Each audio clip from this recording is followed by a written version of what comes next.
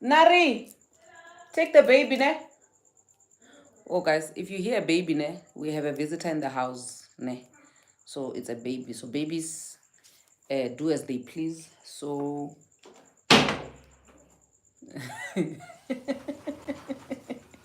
the other one is bumping a sliding door, guys. That's how squeaky clean it is. Thank you so much. What are the clean? Close the door for me. I'm live, ne? Okay, sharp. Anyway, I hope you guys are good. Let's start. Let's take it away. Hi, everyone. Welcome back to my channel. My name is Perseverance Maremeni, also known as Madam Speaker, also known as the CEO of Self Love. If you're joining in for the first time, welcome to the family of what is the family of what? Healing. Yeah. Welcome to the family of healing, self-love, and motivation. And if you're returning, thank you so much for the continuous love and support that you are showing me. This is Losing in Love podcast with Madam Speaker every Thursday at 7 p.m. South African. Guys, apparently now because we have people who are following us from all over, I have to specify that the 7 p.m. is for South Africans. So everybody else, you're just going to have to check the time difference from where you are based, all right? So it's 7 p.m. for Central African time and whatever other time everywhere else in the world where you're at. But I do appreciate you watching from wherever you are watching from. I hope that this channel really just gives you exactly what you want. Today we're going to be talking about the elephant in the room. For those who've been following or those who've been engaging with me since the beginning of the week, you know that we've been covering a story of a young lady who went out here and exposed or threw warning signs, warning shots at her parents, who are pastors, prominent pastors who are well known in South Africa. But I really don't want us to dwell on the pastor story. Okay, this is not about the pastor. That just inspired us to do the live that we're doing today, because I know that this is one topic that has been pending for the longest time. For those who've seen the topic during the course of the day and they have something to share, you're more than welcome to request to join in the meantime while I brief the people. All right. So today we're going to be talking surviving a toxic parent versus raising a rebellious child. The lines between these two things are very, very thin, very, very thin, because also it's matter of the womb there, if you and the person that you guys either share the womb or one was inside the womb of the other, you can't resolve your issues, it becomes way too deep, when other people from the outside have to be involved. But the one thing that I really just wanted to highlight, from this whole thing is the fact that, guys, we're not going to shy away from this one. Like, listen, you can hate me for this time, unfollow, do whatever it is that you do when you don't agree with me, and then come back and follow me again when you agree with me, because that's how people are. I've made peace with the fact that because people won't agree with my opinion all the time, they're going to have to unlike or unfollow or unsubscribe whenever they disagree with me, and throw a tantrum, or and come back and subscribe again when whatever it is that I'm saying during that time is now aligning with them. You get what I mean? So it's not personal. I won't take it personal even if you do it. This is just how I view things, and yeah, that's just me.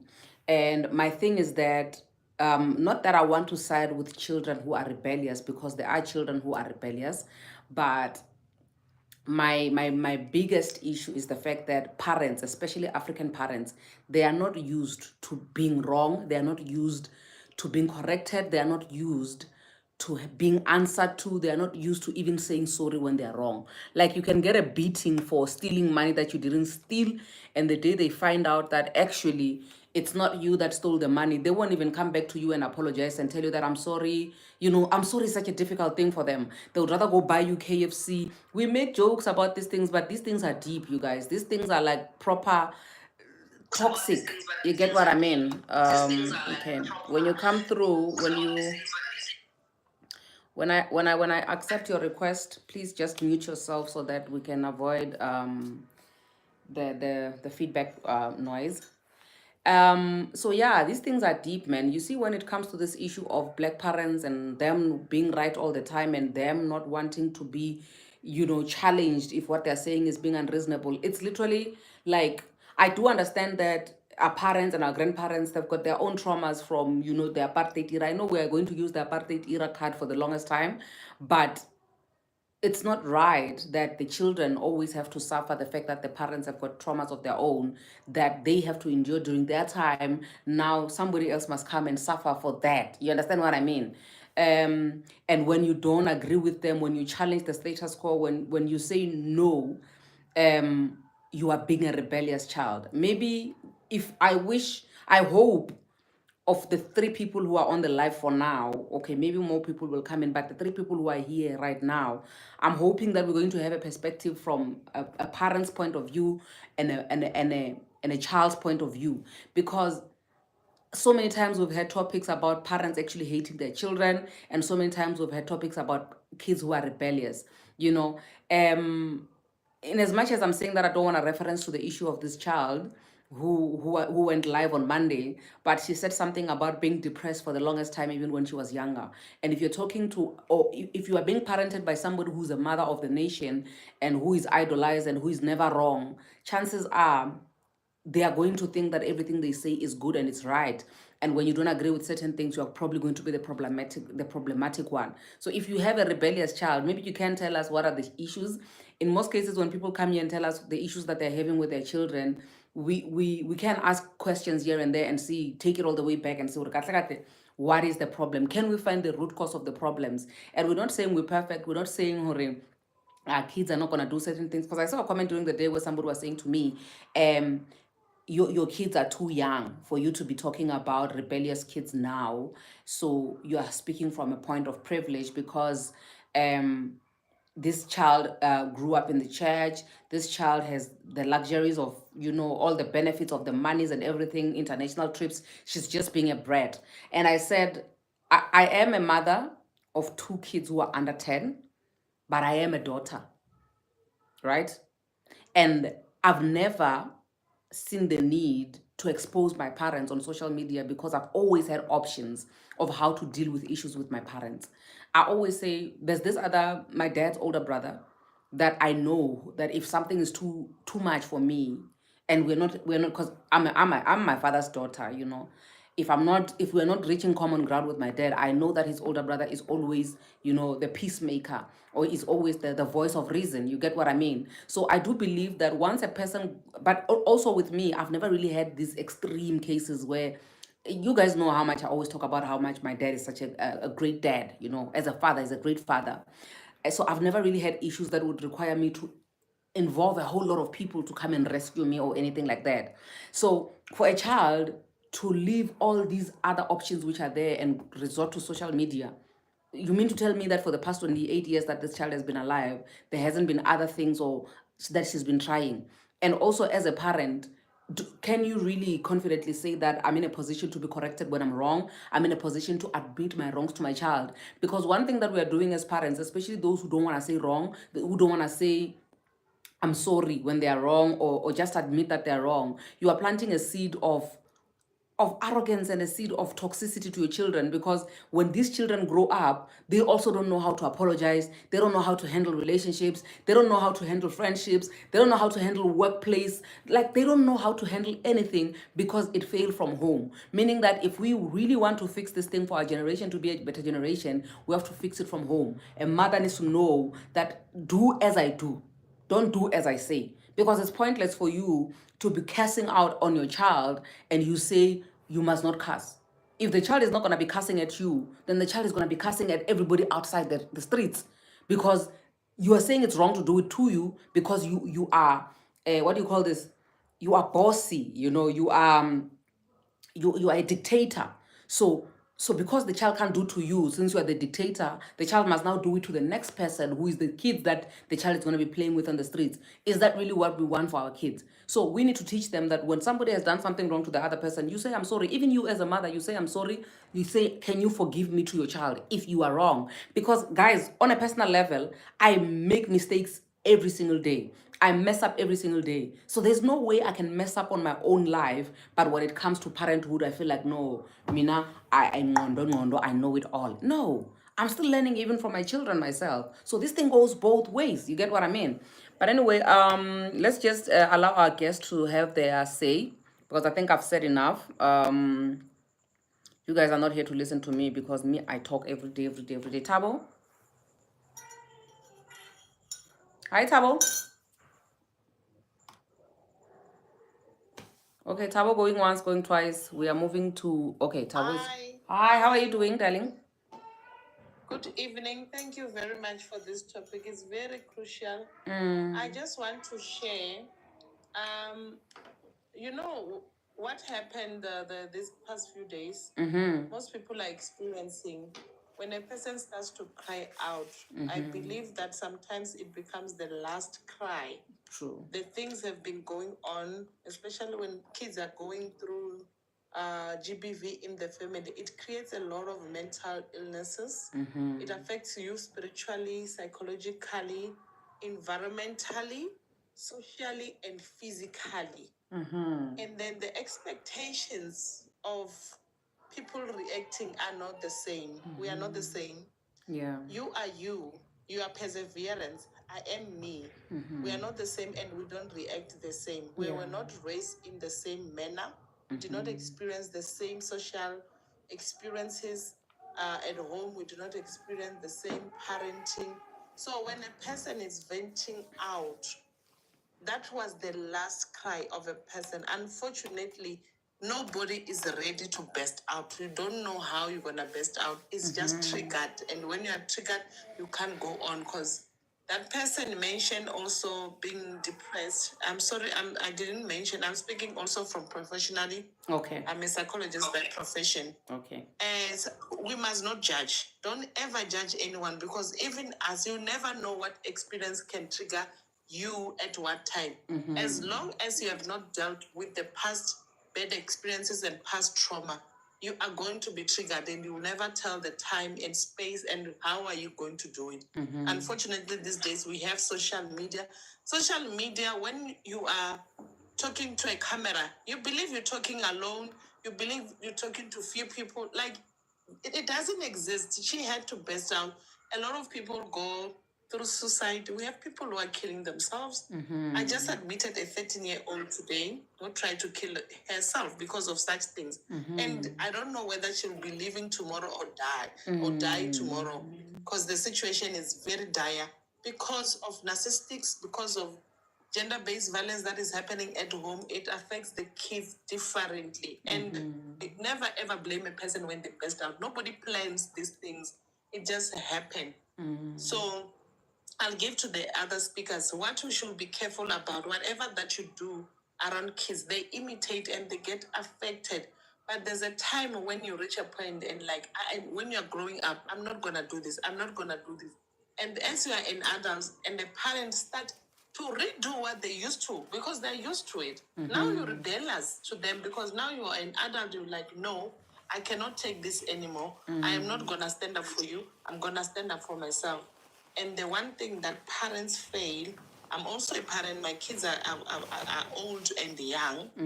When you're rearing your kids, when you're rearing a child, when you're grooming or when you're pruning a child, you are raising a man, you are raising a woman. So most parents, especially Black parents, they think they are raising kids. You are not raising kids. You are raising adults. You are raising a woman.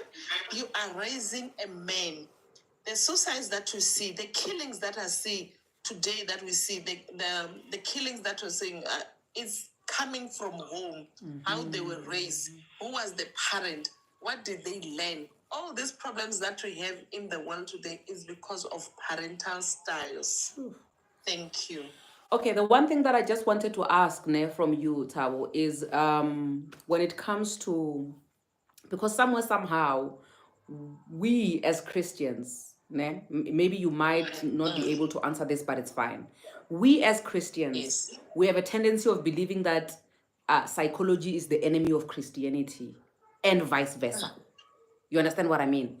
And the reason why we have that mindset is because we do believe in God and we do believe in Christ and we believe that He died for all our sins. But we are very dismissive when it comes to things that we don't understand and we associate them with the devil, meaning that we are unable to now deal with these issues at hand. If we're talking about a child of a pastor who's been dealing with depression for the longest time, and every day she's seeing her mother praying for people with depression and saying this spirit of depression is a spirit. So now when it comes to you being realistic with yourself as a Christian child who believes in God, and then you are dealing with psychology on a daily basis. Yeah, you know what? Unfortunately, I'm not insulting. I'm also a Christian, Shem. The most difficult patient is a Christian. That is the most difficult patients that we have, because they'll be telling you, I believe in God. And then when you try to break it down to them, there's something that we call psychoeducation. We psychoeducate you. We teach you how the mind works, how the body works, how the soul works. Because in psychology, we do study the body, the mind, and the soul. I study the body, but I'm not a medical doctor. I studied the soul, things about the soul, but I am not a spiritual leader. But I studied the mind. The mind uses the brain. The brain is in the head is in the body. So the work of the body, the doctors will deal with it. The soul, the spiritual leaders must deal with it. The mind is for the psychologist. All these things, we make them understand. Unfortunately, if you read the Bible is all about psychology. It's all about your mind. It's about reading and understanding. You cannot live without psychology. So why do you drink pills when you have a headache? Because you want the pain to go away. But when you come to see a psychologist, just because you cannot see, I'm using words to heal you. Now there's something wrong. You need to see something. But you also go to a spiritual healer. They do pastoral counseling, but they don't do psychological counseling. The unfortunate part, people do not understand. They don't want to learn. And when they come to us, it's either very too late or it's early for them if they accept. So for me, because I'm a Christian, I have a Bible in my office. I refer to Bible. I like when you arguing and you say, yeah, I want to see the person who wanted to kill themselves because the parent at the age of 9, they accuse her of sleeping around, and they told her Mafewe. You know, Mafewe means a beach. And that child became, she had children with different fathers. And the trauma that I found out, she said, my mother told me I'm a bitch at the age of 9 because I went out on a Christmas, New Year's Eve with other kids, and I came back late because we were playing with cricket. And then she was sexually abused, and she never told the mother because the mother said she's a bitch. So when it happened, I'm already a bitch. What should I tell her? Because she won't believe a bitch. And then the mother said, no, I'm a Christian. I'm like, Mama, I opened the Bible. You curse your own child. Now we're doing a Bible psychology. We're doing Christian psychology now. You cursed your own child. You told the child that she's a bitch at the age of 9. And look at her. She has 3 kids with different fathers. She's not maintaining a relationship because of the word, that sentence that you said when she was 9. Now she's 39. That thing is tormenting her for the rest of her life. We need to correct that. I use the Bible. I always ask you your religion. If you're not comfortable, it's fine. I use the Bible because I'm also a Christian. But if it's not a Christian, we just use only psychology. But that's how I decided to use the Bible and psychology, because of the difficulties that I find every day with our Christian brothers and sisters, mothers and fathers. Sure, sis, thank you so much. I'm getting emotional as you are speaking, then I'm even getting chills because what you have said now, ne, I think you're going to change a lot of lives. I'm going to crop out this part and just repost it so that I believe that this what you just shared, you just ministered to a lot of Christians, and I believe this is going to save a lot of lives because you know what, it is pointless for us to be walking in the dark and also believing only when it suits us and when it's comfortable for us. But I really do appreciate you sharing with us. Thank you very much. Okay, darling. I'm gonna move on to Miko. Hi, Miko.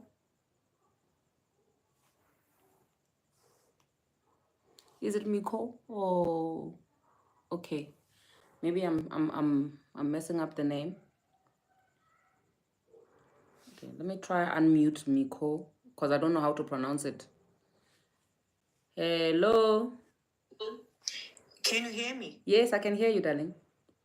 Yes, and how are you, Madam Speaker? I'm good, thanks. How are you?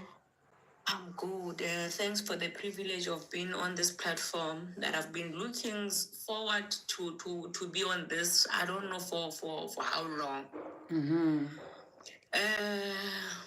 I come to the public being a parent to 3 kids. Now, currently, I'm in a situation where I've lived with though they said we must not just call them narcissistic without being diagnosed. Yes. But every trait, it leads there. Yeah. Now, I'm sorry. It's okay, my darling. It's okay.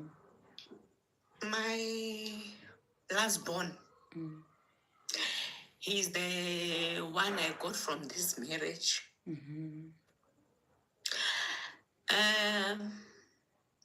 He's the boy that all the time when I was trying to have a conversation with this man, he was using him to block me. So this boy experienced a lot because I would ask questions, he wouldn't answer me. From nowhere, then there's that argument, and when that boy tries to get out, and he'll be like, no, come back, boy, come back, boy. And almost for 14 years, working on this kid alone. When this kid is wrong, he knows very well that when I'm with Daddy, everything is well. I'm the only one that is trying to show these kids this is the right thing, this is the wrong thing. Even if I tell him, this kid did 1, 2, 3, so he'll be like, no, he's just a kid, Mos. Papi, come here. And everything must just be brushed off. I come here with a very heavy heart over the situation that happened over the weekend, where I nearly stabbed the man, honestly speaking, and in front of that boy. Because all along, I could feel, I could sense that this man is cheating. You know how this narcissistic works. So he kept on making everything about me, denying everything. No, the problem is you're always overthinking. You're accusing me of things that they don't exist. If you didn't do this, I wouldn't have done this. And up until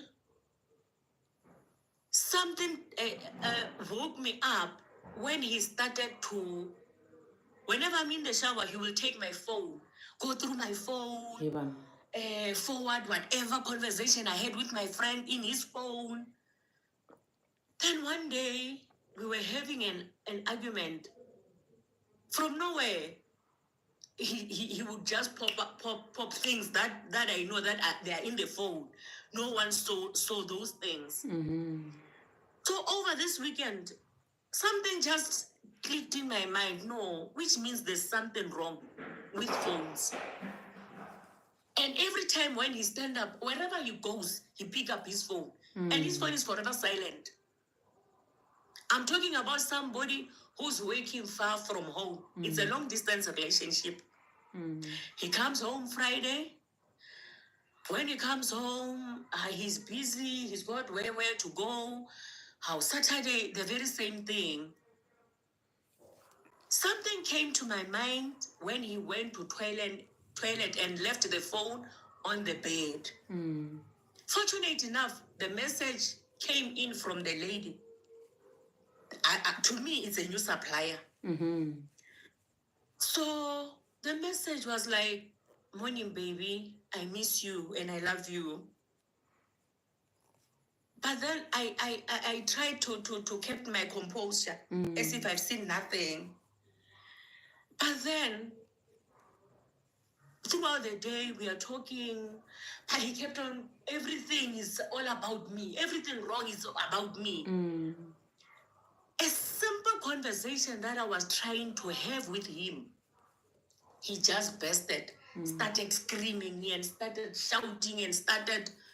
That's where I lost it, to tell the honest truth. That's where I was like, you know what? I'm sick and tired now. For a fact that I know, and I'm sure that you are cheating now. From nowhere, everything turned again.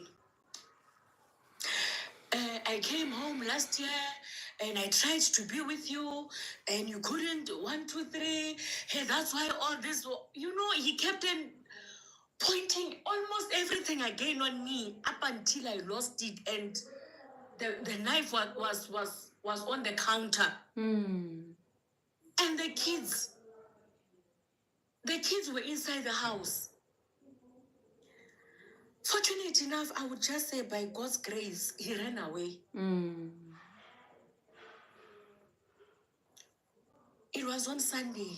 Monday, I just woke up, went straight to law clinic to file for divorce. Because this thing has been going on over, I don't know when. Yeah. Let me say for the past 14 years, living like I'm a crazy person. So I don't know what to do with this kid. He's in grade 1. They're forever calling me at school. The kid can't read. The kid can't write. They're forever complaining. He's bullying other kids. There's so many that I don't even know how to get out of this. I don't even know. I don't know how to solve this. I don't know. And funny enough, this man, the way I was so angry, I just told him, pack your bags and go back to wherever. And yes, he did so. He packed his bags and went back. I'm so shattered. I'm broken. I don't even know how. I don't know. I don't know. Sure.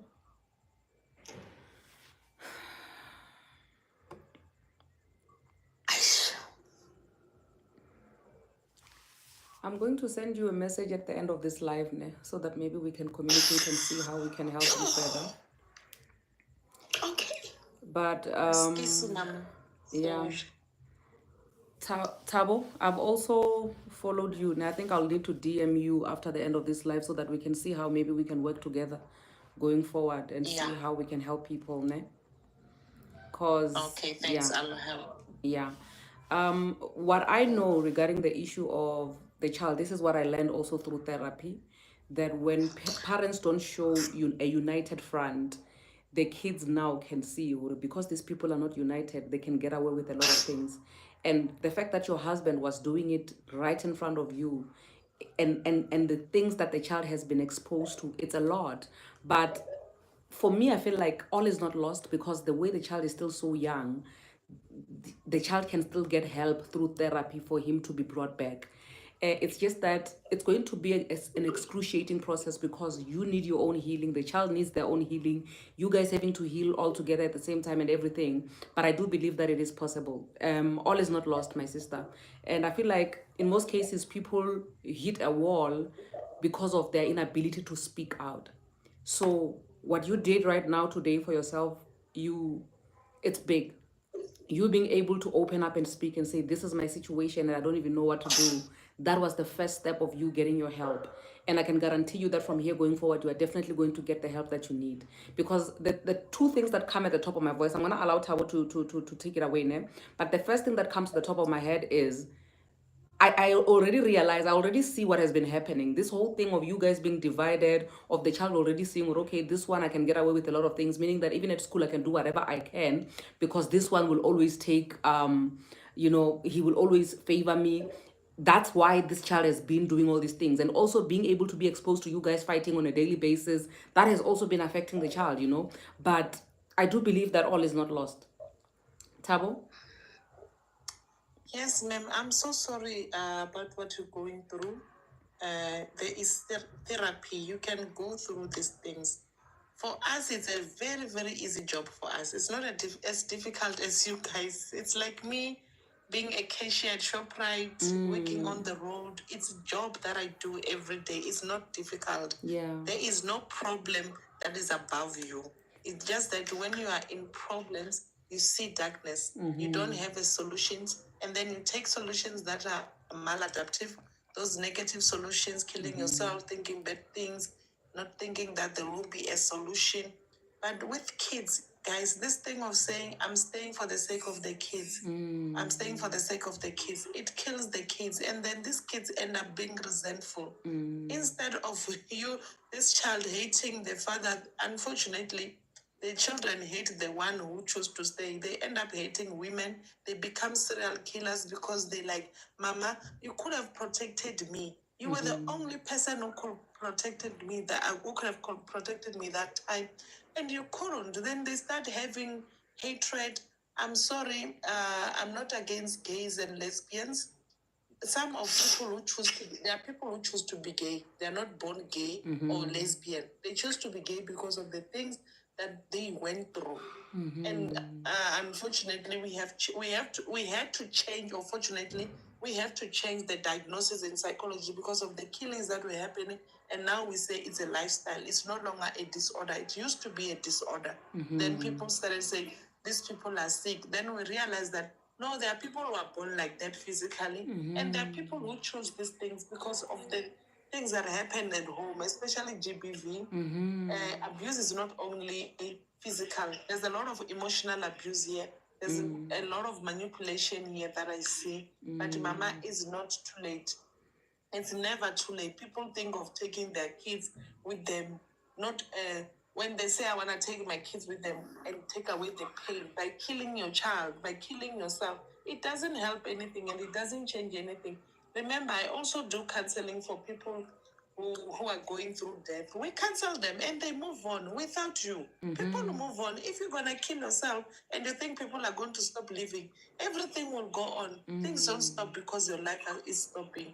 So that's when you start to realize that, oh, these bad decisions that I am making, they are useless after all. They are not important after all. Let's talk about me. Let me be important. Let's do self-love. The way Madam Speaker Perseverance is always preaching, love yourself. Choose you. The child wants a happy mom. They don't care about your wife's status. They don't care that you have a husband. They don't care that you are not married or you are married. They just want a happy mom. That's all what kids want. They want a happy mom. They want a happy father. They don't care whether my father is like this or my mother is like that. They just want a happy parent. That's what all kids want. And then it escalates. Kids are killing themselves every day. We sing a lot of horrible things. It's just that by the work of my work, I can't share statistics and whatnot. But we're going through a lot. And these things, we can solve this. There is nothing impossible in this world. And that's why they are we call them problems. There's a problem you solve for X. You remember when we were at school, they give you these numbers and then you're like, no, there's no way I'll get an answer. Then you start solving. They were teaching us to solve problems, even in our lives. Mathematics solve problems. Whatever you studied as little, whether it's a school or in your life, it's a study. You are in a school, you are in a university. You don't have to go to university to study life. But let this university of life be a lesson and experience. We cannot let things repeat and we're not getting help. People go and get help to your nearest hospitals, to your nearest whoever. Start with a pastor, start with a friend, start with somebody that you trust. Because sometimes you get so overwhelmed and you don't know what to do with yourself. Start small and then you will get help. There is nothing impossible that cannot be solved. Thank you. Okay, Talo, if I may ask, because currently I'm talking about the young boy. Yeah. And I've got a 24-year-old daughter. Yes. The one that I came with in the marriage. Yes. Who he experienced, I don't know. To tell the honest truth, almost my entire life I've been attracting narcissists. So this daughter of mine experienced all sort of, I don't know. You have spoken about something like from nowhere, the kid just decide now she's a lesbian. The next minute that's the situation that I see with her. And I've been, because now she's 24, I've been pleading with her, can we at least as a family, all of us go for therapy? I tried to take her once back in the years, but then the psychologist just called me and say, when you speak to her, she just go quiet. She doesn't speak. She just keep quiet.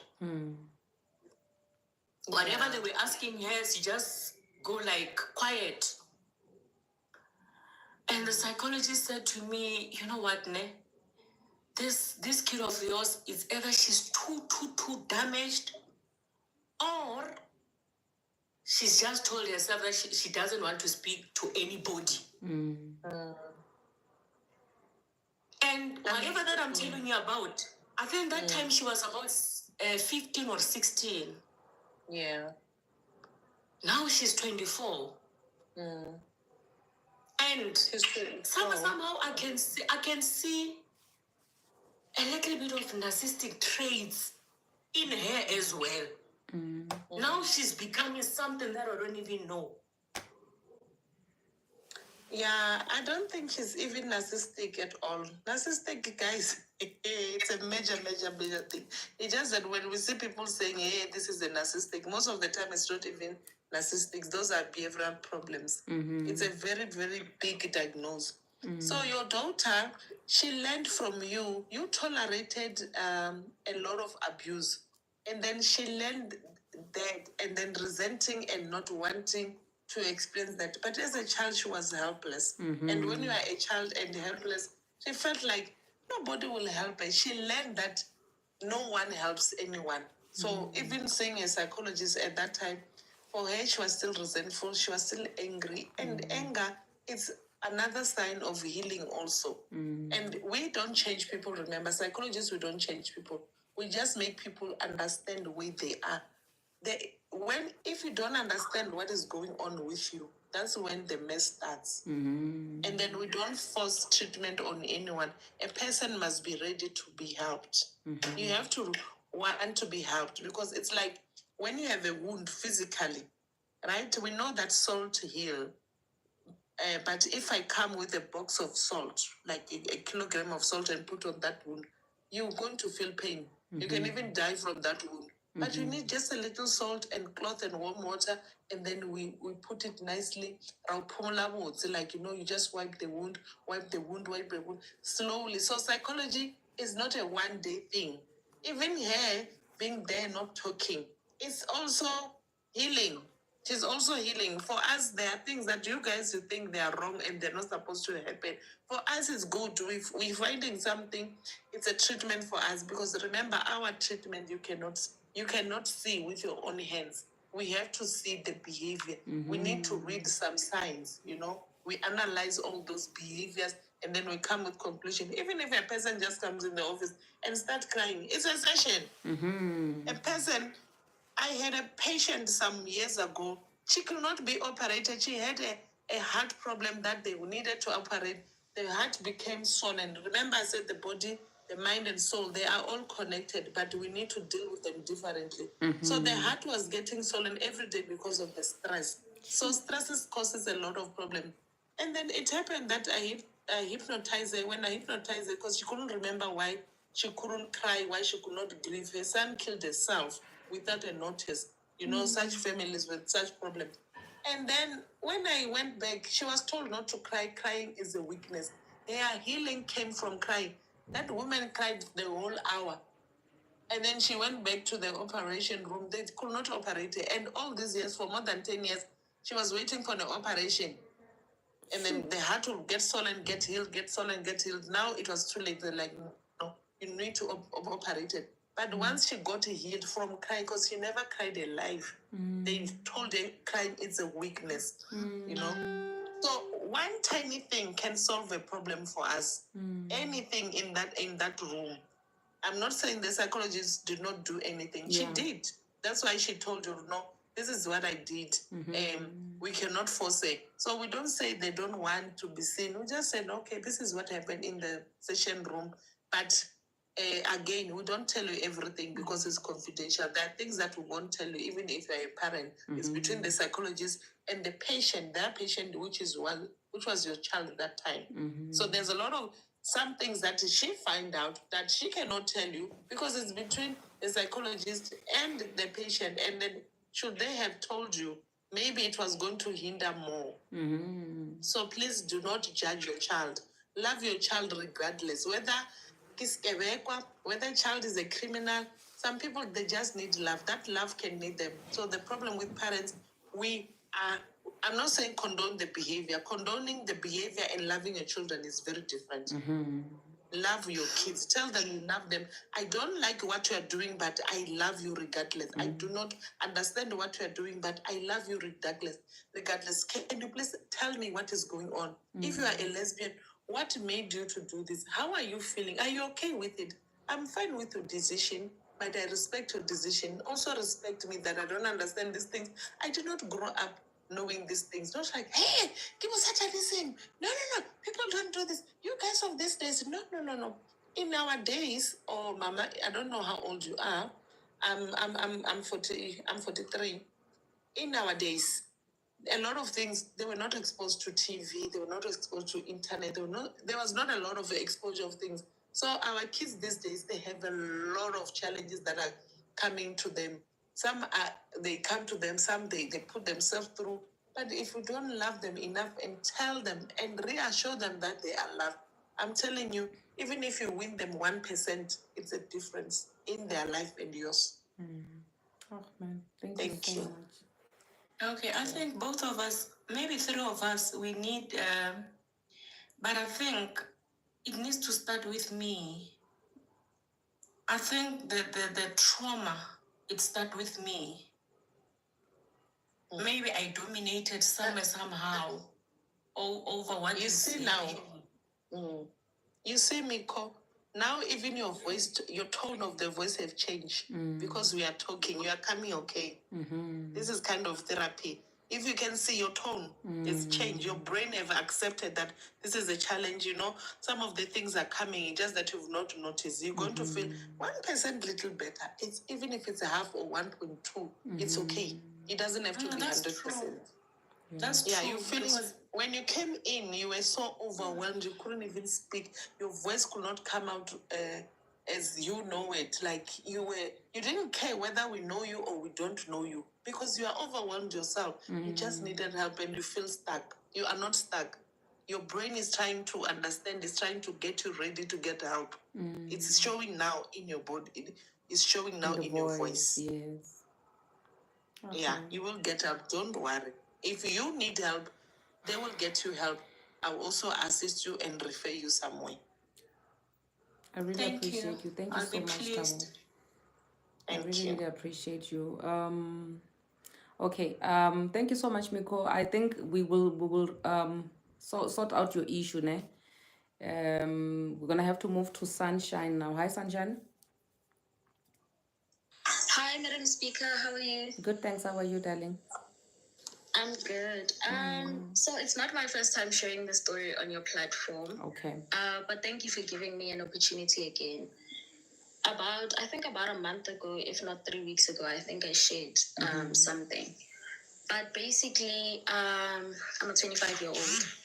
And being a 25-year-old, I am raised in a home where it's a thing of we're staying together for the sake of the children, as they say it.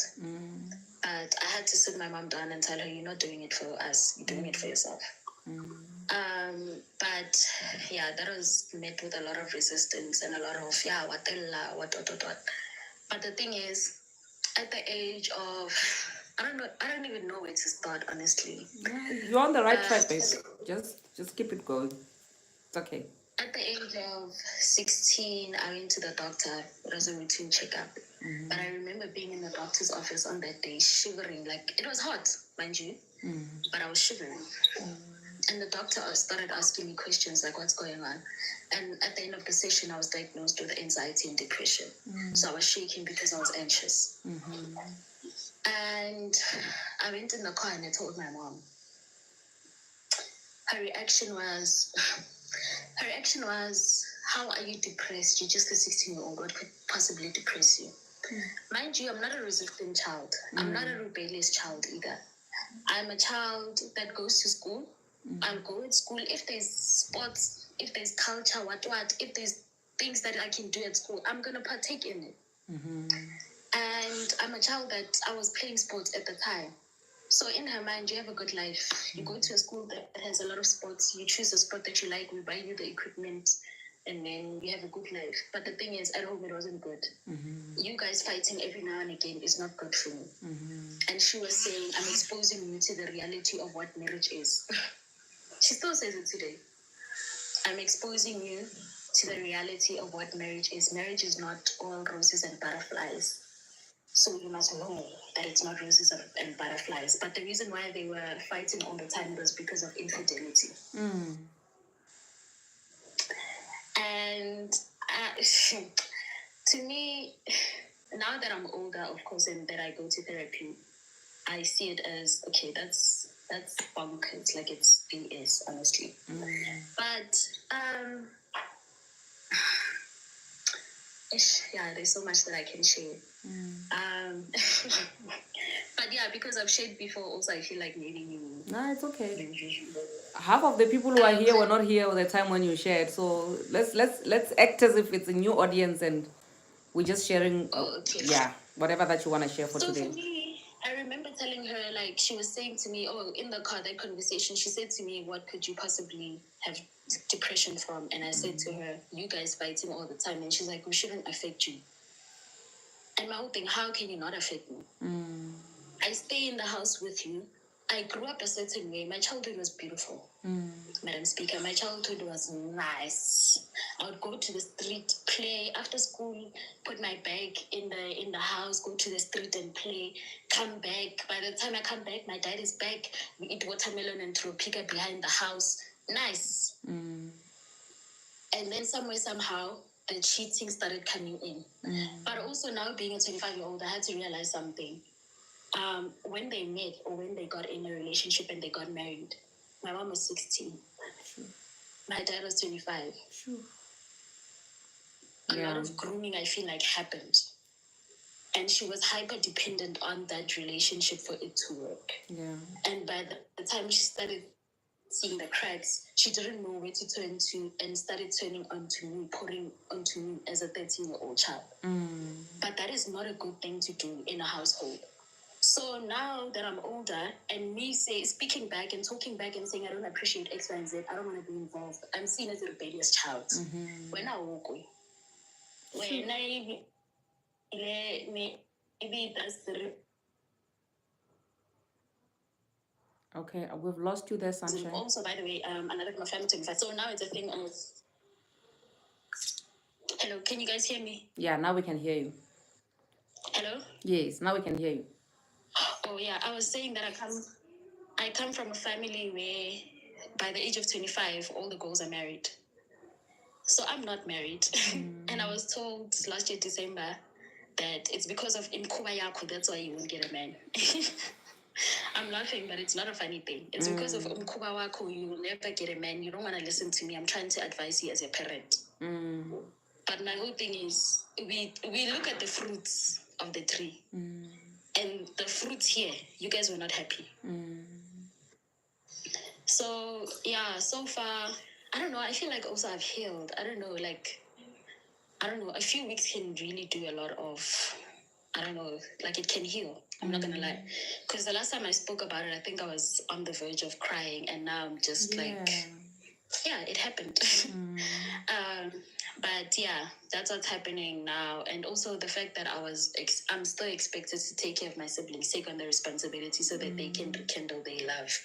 Now, it baffles me. And also, I'm not thinking about it. But on the side of my dad, I had to grow up and realize that he's not the man that I thought he was.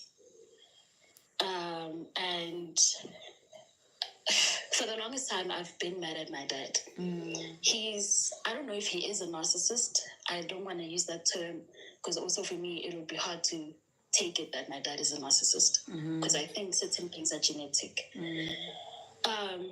But I don't see him the same way anymore. My dad is a person who would say, if you don't do what I say, you'll never get it. Right now, I am studying a degree I don't want because he's paying for it. Sure. Yeah, this one hurts. This one hurts. Because it's not like I'm saying I don't want to be in school. I'm saying I want to do X, Y, and Z with my life. And it's not a thing of he's just saying no. I'm in my second degree, but my first one I had to deregister because I was not getting financial support. Yeah, that one was really bad. Like, I matriculated when I was 17 years old. I matriculated early. I started applying. I applied for what I want to do. And he's just there looking at me apply. And that's why I feel like it's more of he really planned it out. Like this was planned out. Because he let me apply. Oh, you want to apply for this? Oh, go ahead, apply. I applied to all the universities I want to go to, but also I applied for it because I don't want to stay at home because you guys are always fighting, and I have to do the cleaning. And at the time, my mom was a prayer warrior. She would go for overnight prayers, leave me alone with the kids. My dad would also leave in the middle of the night. I don't know where he's going. And I would be staying there with my siblings. I will have to study, clean, cook, do the laundry. Yeah. In matric.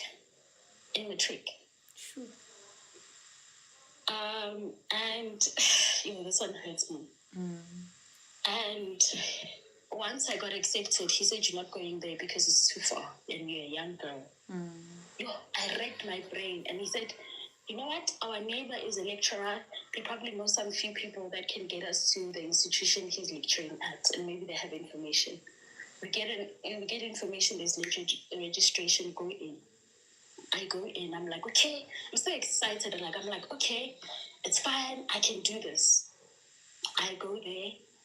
First semester, I pass exceptionally well. Second semester, I pass too. I get a certificate of great achievement. The second year, come registration, my fees were not paid for the previous year. He's like, you know what, I'll pay a small amount and then you can go and register. He pays a small amount. I think he paid like 5,000 or something. I register. And then the semester starts. I need textbooks. This man is giving me 500 a month. And the way he's giving it, he's not giving it like, I'm giving you 500. He's saying, on the day, he's like, hey, let me give you this amount. That's all I have for now, and then I'll see you during the month. It's 500. Tips, kancane. I'm saying I pay textbook in 500. It's 500. Next month, he calls again. Oh, yeah, do you still have food? Yeah, I do. Okay, you know what? I'll call you later on. I'm going to a meeting. Let me just give you something for now. 350. Next time you call him, he doesn't pick up. You call the wife is fasting. No. She's saying, she doesn't know. That was a very tough time. She was saying that she's not getting food herself in the house. So he's not buying groceries. He will go and buy a plate and he'll come back from work and they will eat. Sorry about that. And it was that for that time when I was studying. And then third year comes, or second year I feel sick because I'm also wishing myself certain trends. So I'm not buying fruits because I feel like fruits are useless. And I'm just eating whatever I can afford. And I get sick. At the time, we still had medical aid. I go to the hospital.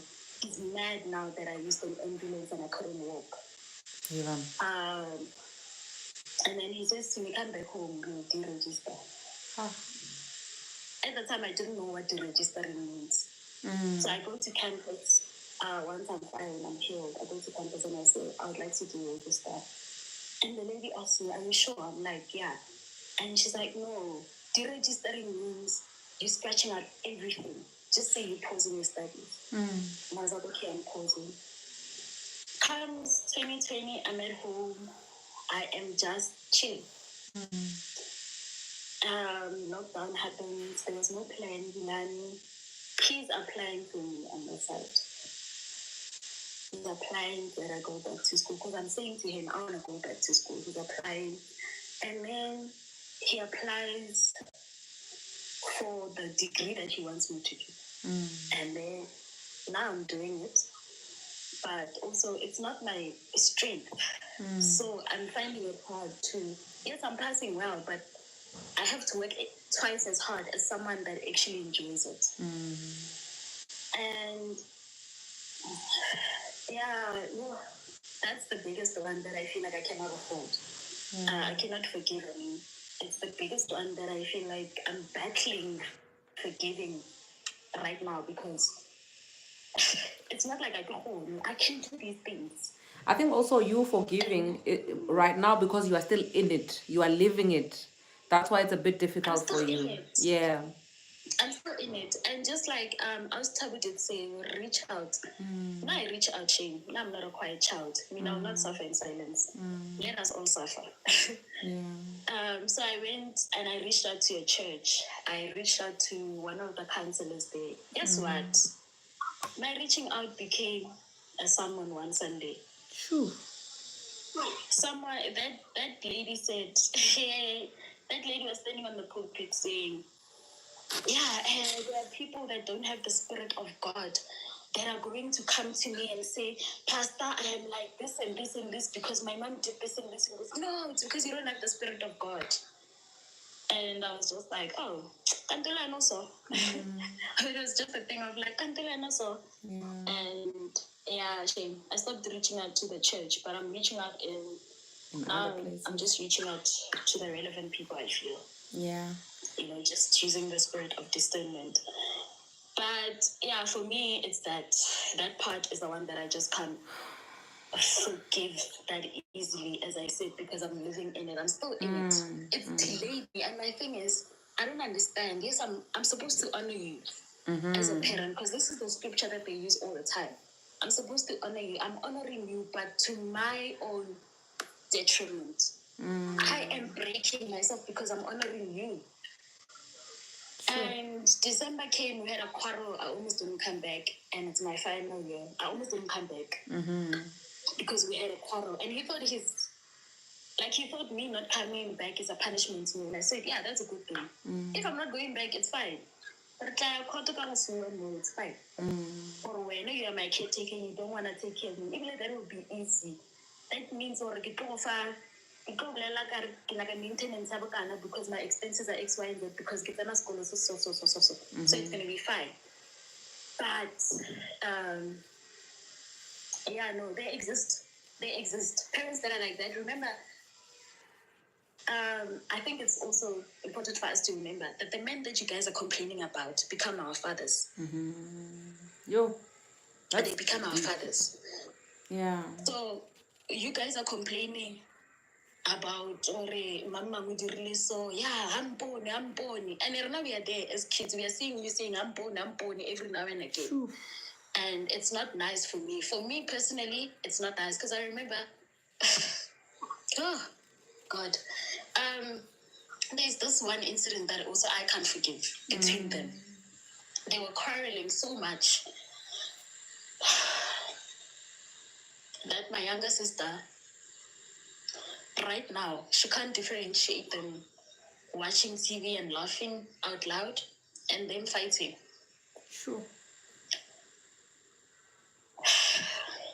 To her, it's the same thing. To her, it's the same thing. You guys are laughing. You guys, la rasa, la romana, it's the same thing. It's the same thing because you guys are always fighting. So, literally, the day that you guys are switching on the TV and watching TV together in your room and laughing out loud, and talking out loud, you guys are fighting again. I remember she had her phone at the time. She said to me, "Oh, Mama le Papa ba thomile gape bana." And I had to be like, no, Nana, they're just watching TV. Do you want to go and watch TV with them? She's like, no, they're going to chase me away. But that's the hardest. And now my dad is the one saying, yeah, baby girl, like, your mom, the reason why me and her, every time we fight, I leave, it's because I had to tell her that you are damaging the kids. The kids don't have to see you shout at me like this. It's almost like you want an audience. And I was like, I cannot go again. Like, I don't want to be part of it. She was happy when I said it to him. The moment I said it to her, I was chased out of the house. I went to my grandfather's house. I was chased out, which is very funny. So, you know what, darling, ne? I appreciate you so much. And I feel like, in as much as for me, like I'm in between. I'm old enough to be your aunt, but I'm way too young to be your mom. But I appreciate you sharing because. No. Actually, I feel like you're the same age as my mom. But Is it? Okay, yeah. She's a teen mom. Oh, okay, yeah, maybe we could be the same age. But what I'm trying to say is that I appreciate people who are younger coming to this platform because they make us have that overview look.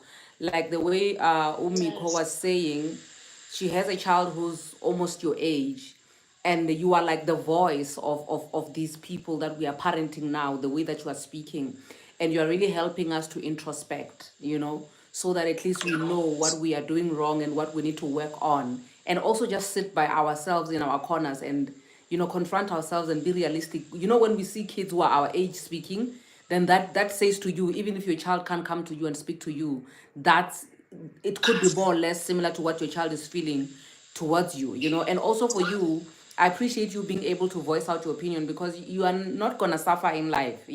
I know that right now it seems like, hey, this one is crazy for saying what she's saying now because I'm going through it now. But I can tell you now, you being able to openly speak like this, majority of the things that you feel like, okay, I'm not ready to forgive now, by the time you have already, passed this stage, you will look back and these things won't even matter anymore. And the reason why it will be like that is because you were voicing it out now while you were in it, because I think a lot of people suffer in what they suffer in because while they're still going through it, they are quiet about it, which goes back to what Tabo was saying earlier on, to say that one person couldn't cry, and because they were told not to cry at their child's funeral, their heart now started behaving a certain way. So you being able to speak while the things are happening now, you are doing so well for yourself. And I believe that we are learning. We are learning. I feel bad for you because your mom is like moms from the olden days who don't want to hear anything. They're not wrong. Like literally, as a child, you know nothing. I don't know if she's almost our age or our age. I don't know where she's living because the moms of today are woke. She should be on this live actually. And you know what's funny? I think I said it also in the previous live, but she's a very smart woman. But when it comes to relationships, I promise you, there's nothing that I could put past her. I remember this affected my relationships, by the way. It really did. I only started dating like after school. But also it really affected the people that I was attracting and the people that I can't say I was attracting, but the people that I was giving a chance to, because I feel like we all attract different kinds of people. We just focus on specific ones. The ones that I was focusing on, there was one who was a criminal. Tell me why she still advocates for him. Obviously, you can't take advice. You can't take relationship advice from your mom. That's for sure. No. Yeah. That's for sure. That's why in December when she said what she said. Okay, so you know what has happened? Yeah, this is kind of embarrassing also. So Nekevia's cuffed teams the beans in the fridge. And then I had taken out a spoon to scoop up the beans to put like in my bowl. So while scooping, I just scooped one last scoop. And then I closed the scuffing and then put that scoop in my mouth instead of putting it on the plate because it was the last time. I just, I love beans. And she says to me, this is why your boyfriend will never stay with you. And I said, no. I turned around and I was like, Awa. And she's like, no, I can't now. You don't want to listen. You must understand. We are not trying to break you. And I was like, no. Mama, I think it's time for you to understand certain things. It's not that I'm not getting approached. The ones that I see worthy are not coming frequent enough. That's all it is. Yo. And she's like, what do you mean, worthy? And I said to her, I don't expect a man to tell me I love you now. You just met me now and you're telling me I love you. That's a red flag to me. I dated a guy that did that. She was love bombing. And she approved of that guy. And for the longest time, I thought, yeah, this is perfect. That means I'm in the right track. But also I was young. I had to forgive myself for allowing myself to take advice from my mom. Sure. I'm seeing somebody in the comment section saying that I studied so hard so that I could pass matric and leave home. And I think that's a lot of people who do that, And we take it lightly sometimes as parents when we are seeing our kids studying and wanting to be very far away from us. And also because we're not willing to listen. Baby, just take this thing with you. Take it with you. Just because we're not willing to listen, to what our kids have to say, then we will act as if it's not a big deal. Kids study far away all the time, But I do believe that we are going to do better, and we're going to be better parents. We're going to be parents who actually listen to our kids, Yes, definitely. And also my now philosophy is if we can tell the people we are in relationships with how we want to be loved, then why is it wrong for your child to tell you how they see love? I don't understand it. So because I'm like that, I don't understand.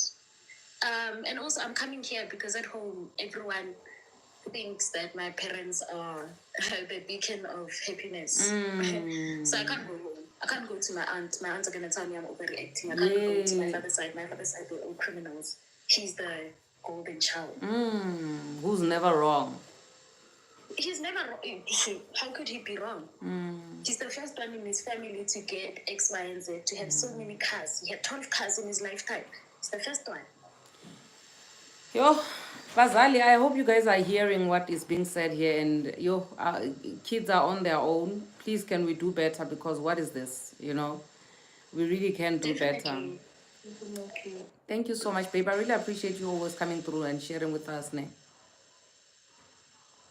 Thank you for giving me this platform. And also, I feel like, I should have waited on God, because that day, it wasn't an appropriate day for me to share my things. Worry not. Listen, this platform is not going anywhere. Any day you want to share something, even if you feel like you're going to be off-ramping a bit, you are more than welcome to do that, okay? I'm here for that. Yeah, definitely. Thank you so much. You're welcome, sis. I hope and pray that by the next time that I interact, that I'll be fine and I'll be coming with better news, Yeah, I trust that. Yeah, I so believe far, that for this is you. where I'm at. Yeah, I believe that. Okay, thank you so much, darling. Joyce? Percy, How are you, darling? how are you? I'm good, thanks, and how are you? I'm good. It's always a pleasure to hear your voice. I always love hearing from you, my darling. Yes, now I'm that rebellious child, ne? And rebellious in what manner? I voiced my own opinions from the young age because I advocated for the right things. Whatever that was wrong, I didn't want to hear it. Now my mom was from a very toxic family, ne? The toxic family that what they did, they used to take until she has nothing more to give. So I'm from the young age, I always advocated for my mom. Why are you giving these people until you have nothing? And this family, this is your family, ne? But they won't get satisfied in any way. They feel entitled. That's the problem. Yes, that's the problem. They were feeling like so entitled. And my grandmother, I started by blaming my mother for the abuse and whatever. But the problem is I was not he was not like getting support from her own family. And that led my mom to get into a very abusive relationship. You know, I grew up seeing my mom being beaten every weekend. And he used to call her family to come and at least sit down and talk about it. They wouldn't come. But the day I chose to stand up for my mom and beat up my stepfather, I'm telling you, the whole family came and had a family meeting. And they wanted to chase me out of my home because of I advocated for my mother. And I was tired of my mother always running away. So my sister, wait. I know this is a serious matter. And I can see people are already laughing in the comment section. You mean to tell me your stepfather was not strong enough? You were able to beat that man up. And had you known, your mother would not have suffered the time she suffered if you knew you can take that man on. Yes. I took that man on.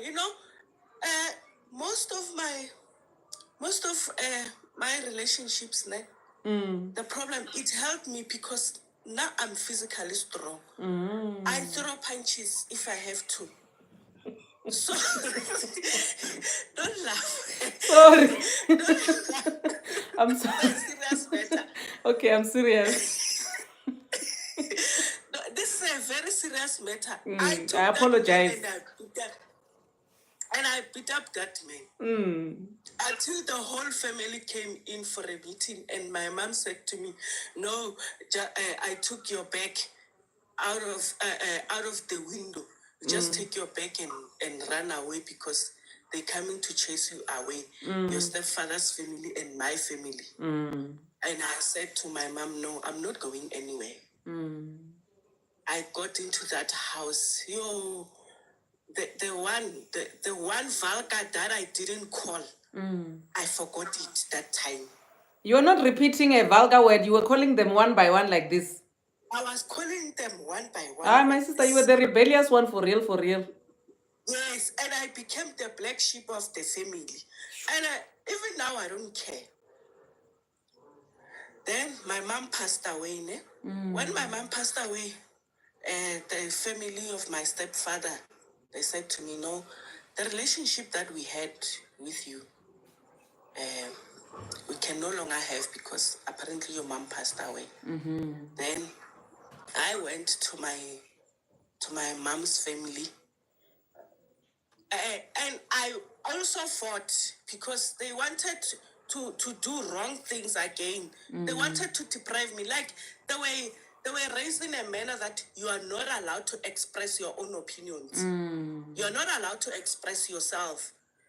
And you are not allowed to say no. Like those people, you will neglect your studies while you are working. You are washing their children's washing and dishes and whatever.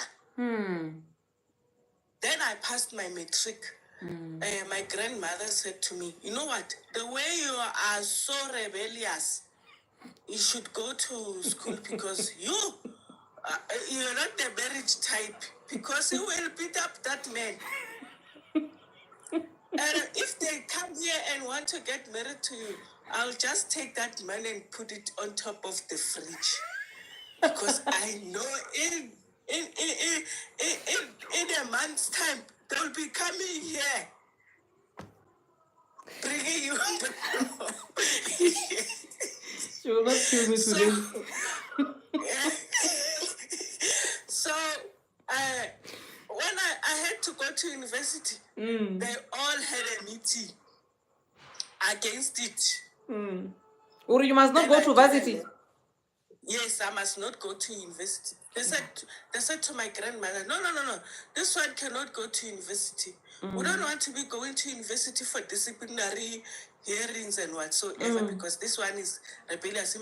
She must go and find work so that she can take herself to university. Those were my aunts. And then I got a leadership from this other pastor. Bless him, that man.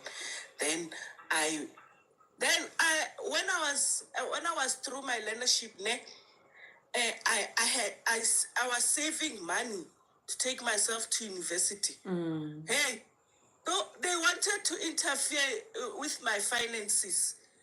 They always came and asked for money. And in that way, I had to fight again. No, I don't owe you anything, guys. I can't give you any money. Then after the leadership, I took myself to university. Each and every relationship that I get into, but this one. Poor guys. They feel sorry for the guys. This one. So were you beating this man up, Joyce? Be honest, my sister. For No, I was not beating. I was not beating this with a Just lot hold of on. therapy. I've healed in a way. But you know what? I don't stand for rubbish. If you come to me with nonsense, because I've been fighting for my whole life. I've been fighting from a young age. Imagine fighting for your own mother, seeing your own mom. I remember asking my mother, my mom, you are fortunate because you still have a mom and a father, and this man is abusing you. Why don't you just go home and then start everything from afresh? My mom was afraid that that family is going to laugh at her. Was family of like societal abuse going to call her Boabogadi and whatsoever? And was afraid that his mom is not gonna give her a support because like my grandmother, if you were married, you were married, no coming back. He gave you a single ticket. My sister, I'm still struggling with my own grandmother. I was laughing about it the other day when she turned 100. I said to her, I can't wait for you to die so that I can get married again. She thinks she says I'm still married to the guy that I'm divorced. I'm like, hey, when are you dying? No, I want to get married to again. That guy. You have to move on. Aye, these and people that don't guy, understand. I'm sure has moved on. He has moved on. Yeah. But why are guys moving on? Aye, my it's sister. a problem for women to get married again. No, it's our grandmothers, but it's fine. We'll wait for them to die, then we'll get married again. Yes, you may proceed, my sister. I had to fight for my mother. So I had to fight from a young age. So I don't stand for nonsense. So like this guy, when he started doing his things, he told me, your family told me that okay, here's the door.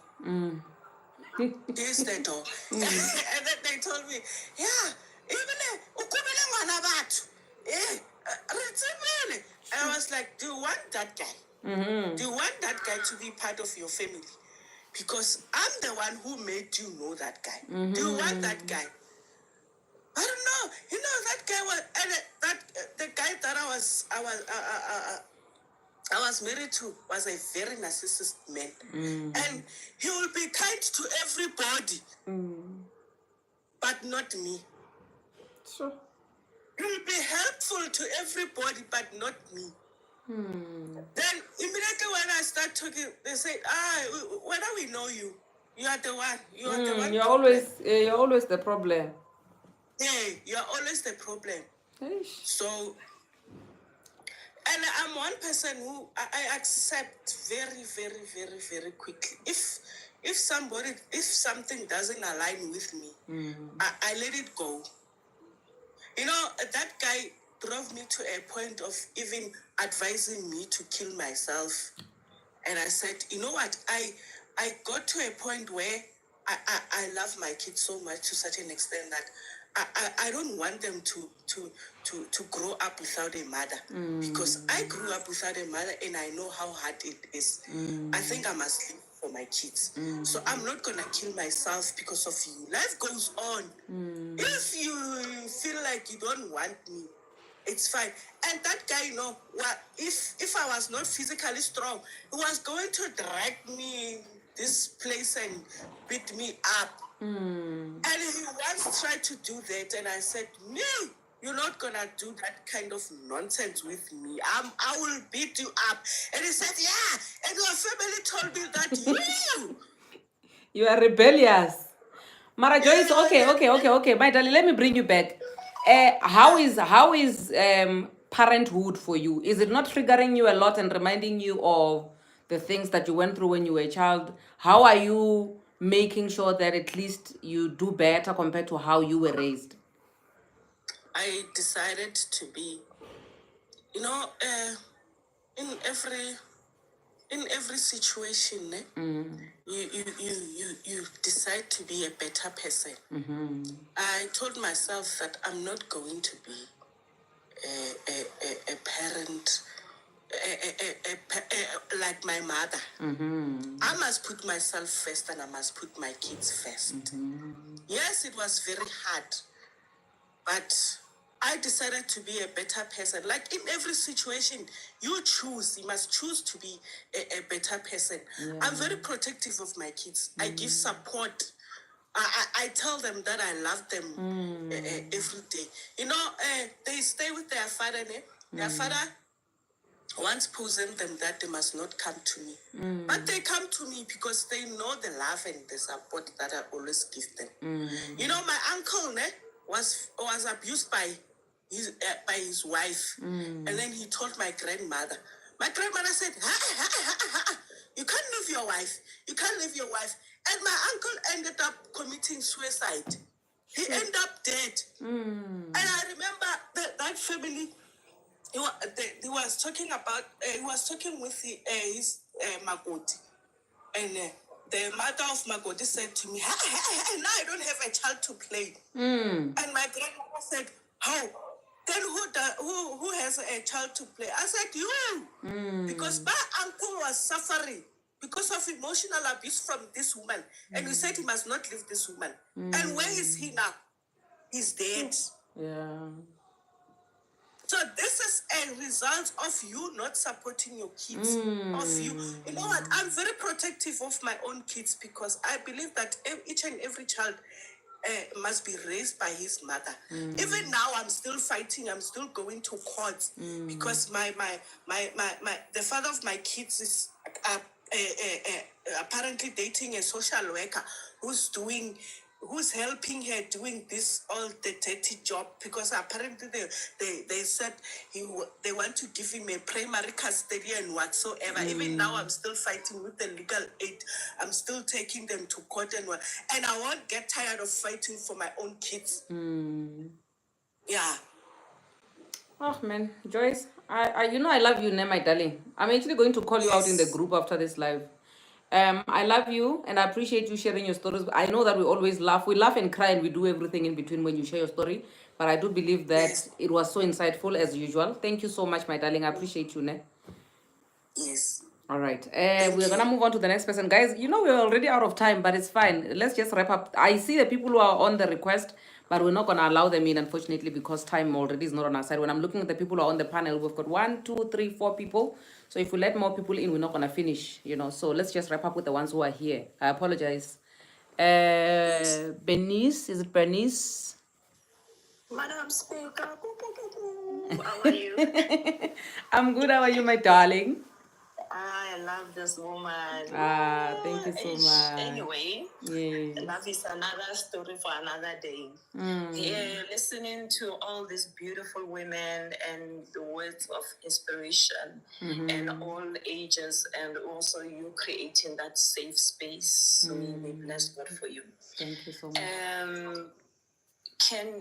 I think it's for me, it's just going to be words of comfort coming from the mental health space. Tabo was here. I wish you guys had written notes if you could write notes. Same here. You know what, my darling? Sorry to interrupt you, Sorry to cut you there. For the notes, you know what I'm planning on doing? I'm planning on going to YouTube by the end of this live and go rewatch the whole thing and take the notes because I know that live at least will be saved there. Absolutely. Yeah, because Madam Speaker, we are not going to serve any purpose to just come and retell our stories and treat this thing as an entertainment for lack of a better word. We're putting effort going to the courses, doing online stuff. we spend so much time on our hairs and our skins and whatever. But if somebody takes away the peace that you have, the mental peace that you have, you are finished. Yeah. There is nobody who's going to survive in this world if their mental space is taken away. So when we have people that come to such platforms and they are saying, hey, I mean, her words were soft. She could put, I know a lot of people who are experts who come and they just and she was able to hear many of us who were in the comment section and also on the box. And I'm saying, use this opportunity, even if you can have a notebook and write one sentence, take that sentence and run with it for 7 days and see what is going to happen. Everything, my beautiful people, that we are going through, it is because of our background. 9.9 out of 10 people who come into our sessional rooms, they can come and say, Perseverance took my cat and put it on the tree and I'm upset with her. The question I'm going to ask you is, take me to your background. And you know how I do it, sis person. I will ask the person to say, how are you? Tell me your name. Give me a bit of a background about you. Like, just introduce yourself to me. And oftentimes, that is the point where people are so confused. I'm like, I like this confusion. By the time you go to the thing that has brought you here, whether we like it or not, 9.9 out of 10 people that are coming, it is because of the background. Even if they have met Percy at the age of 12 or met Percy at the age of 70. I am sitting today, yesterday I was sitting with a 78-year-old woman who is still in brokenness. I said, Mama, have you ever attended counseling? She said, no. And for those of us who are saying that we can learn so much from the elders, are they not the elders that we are having a discussion about? Hey. Is it okay? Is it okay to understand that the moment a baby says, that child already is broken because it's been born in a broken society?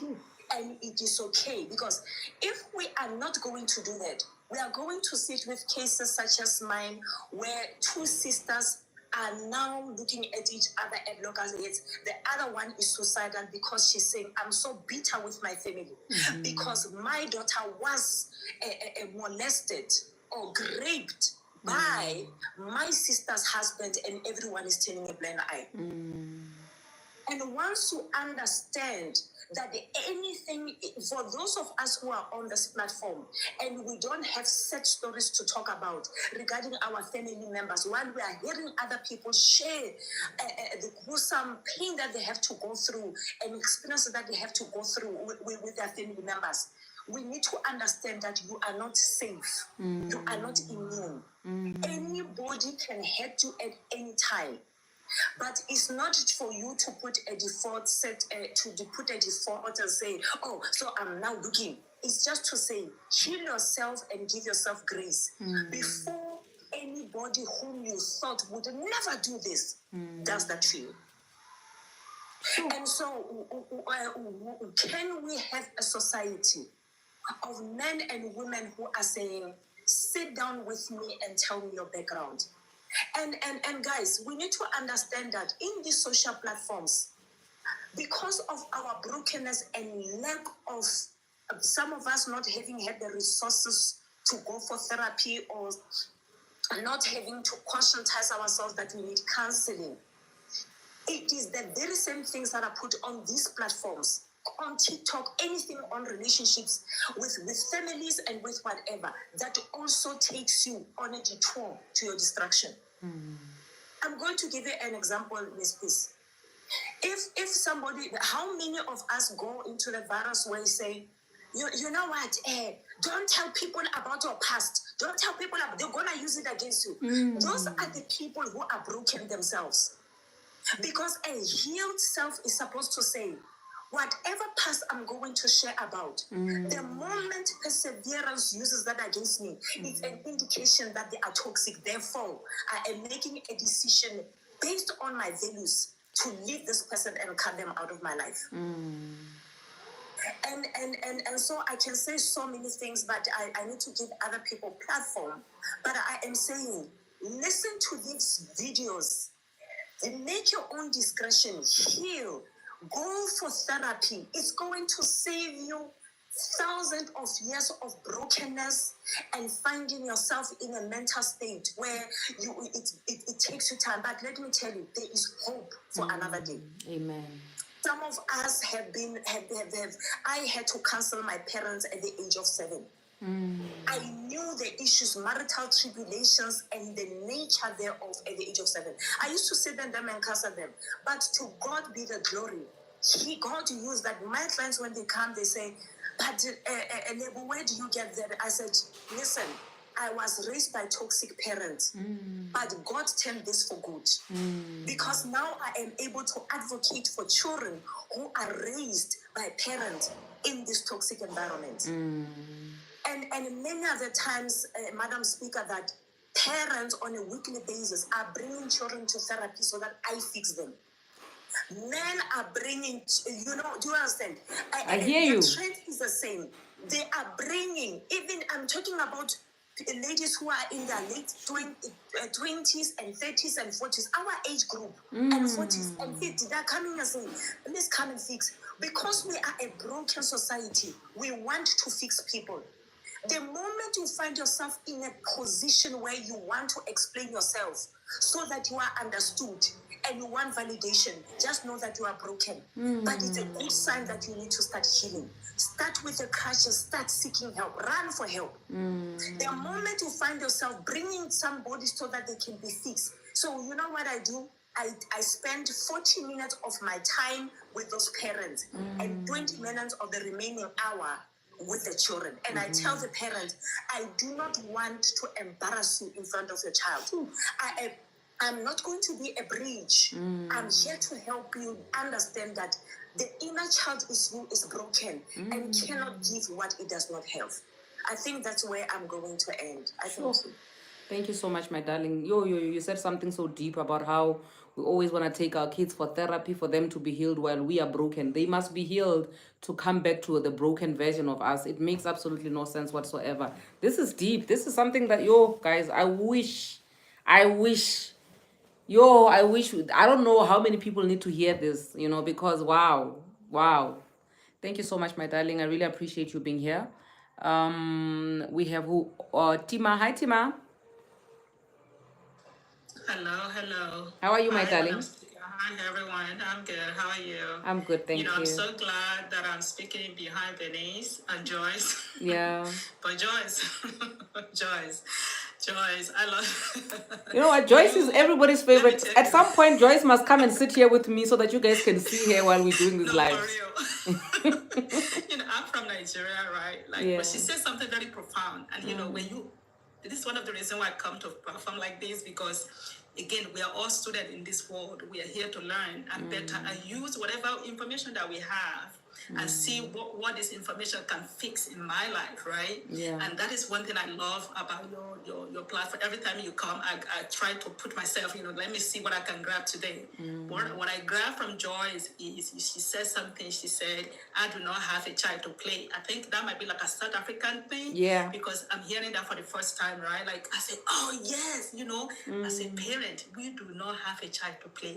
Okay, we do not. So we have to advocate for our children again, and to do that, we want to do that from the space of healing.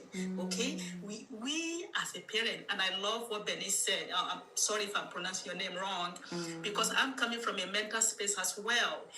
As a parent, we need to better ourselves in a way that we can provide a safe space for our children. I say this all the time. Our broken self cannot fix our broken children. Our broken self cannot fix our broken children. For this generation of parents, I applaud every single person, because I know it's not easy for most of us, right? Yeah. Because we ourselves, we have our demon that we have to deal with. But here's the good news. If we are self-aware enough, that's good, right? Because at least we know what's wrong with us and we are working on it day by day, right? Compared to somebody, because let me tell you, everything that everybody is saying right here, somebody who can self-reflect, who is self-aware, who have emotional intelligence enough, who always gonna learn something, no matter how small, and they're gonna use it in whatever way they can to better themselves. Yeah. So for the other people that we are talking to, that other people that want to, hopefully that they will somehow get it, are those people that they feel that they cannot see past their nose. Okay, these people, they can't see past their nose, they are so stuck for whatever reason, they can't get themselves out of that stuckness. Yeah. I hope that even if it's just one person that can say, you know what, yeah, maybe I can, yeah, you know, that is because you just need one move to just get yourself out of that, you know, whatever that you are fighting, and see outside of yourself. And make whatever battle that you are fighting with your children, that you can provide a safe space for them. For the other lady that talked, because she was the one that talking before I catch up, that, you know, and I said this on my comment, that a lot of parents, unknowingly to them, they parentify their child. What do I mean by that? They make the child to be parent. Hey, parent, you have a little child, and this little child have to parent you. That is not a good space to put children in. Please, for God's sake, do not parentify your child, because you know what's gonna happen? Again, that parentified child can do one or two. She or he can grow up and become a giver with no healthy boundary. Okay? Or she's gonna turn around and become a taker. She would, anywhere she can, she's gonna take. Majority of time, female that go through that kind of parentified space, they grow up to be a giver most of the time. And you know what happened? They are going around looking for who can I fix? Who can I fix? True. They are going around to put on this performance to say, you know, I have to give so that they know that I'm lovable and I'm worthy and I'm this, because you have to put up the performance all the time, not knowing that you do not need to perform for anybody, for anyone to love you. Yeah. Okay, let me say this again. You do not need to perform for anyone, for the other person to love you.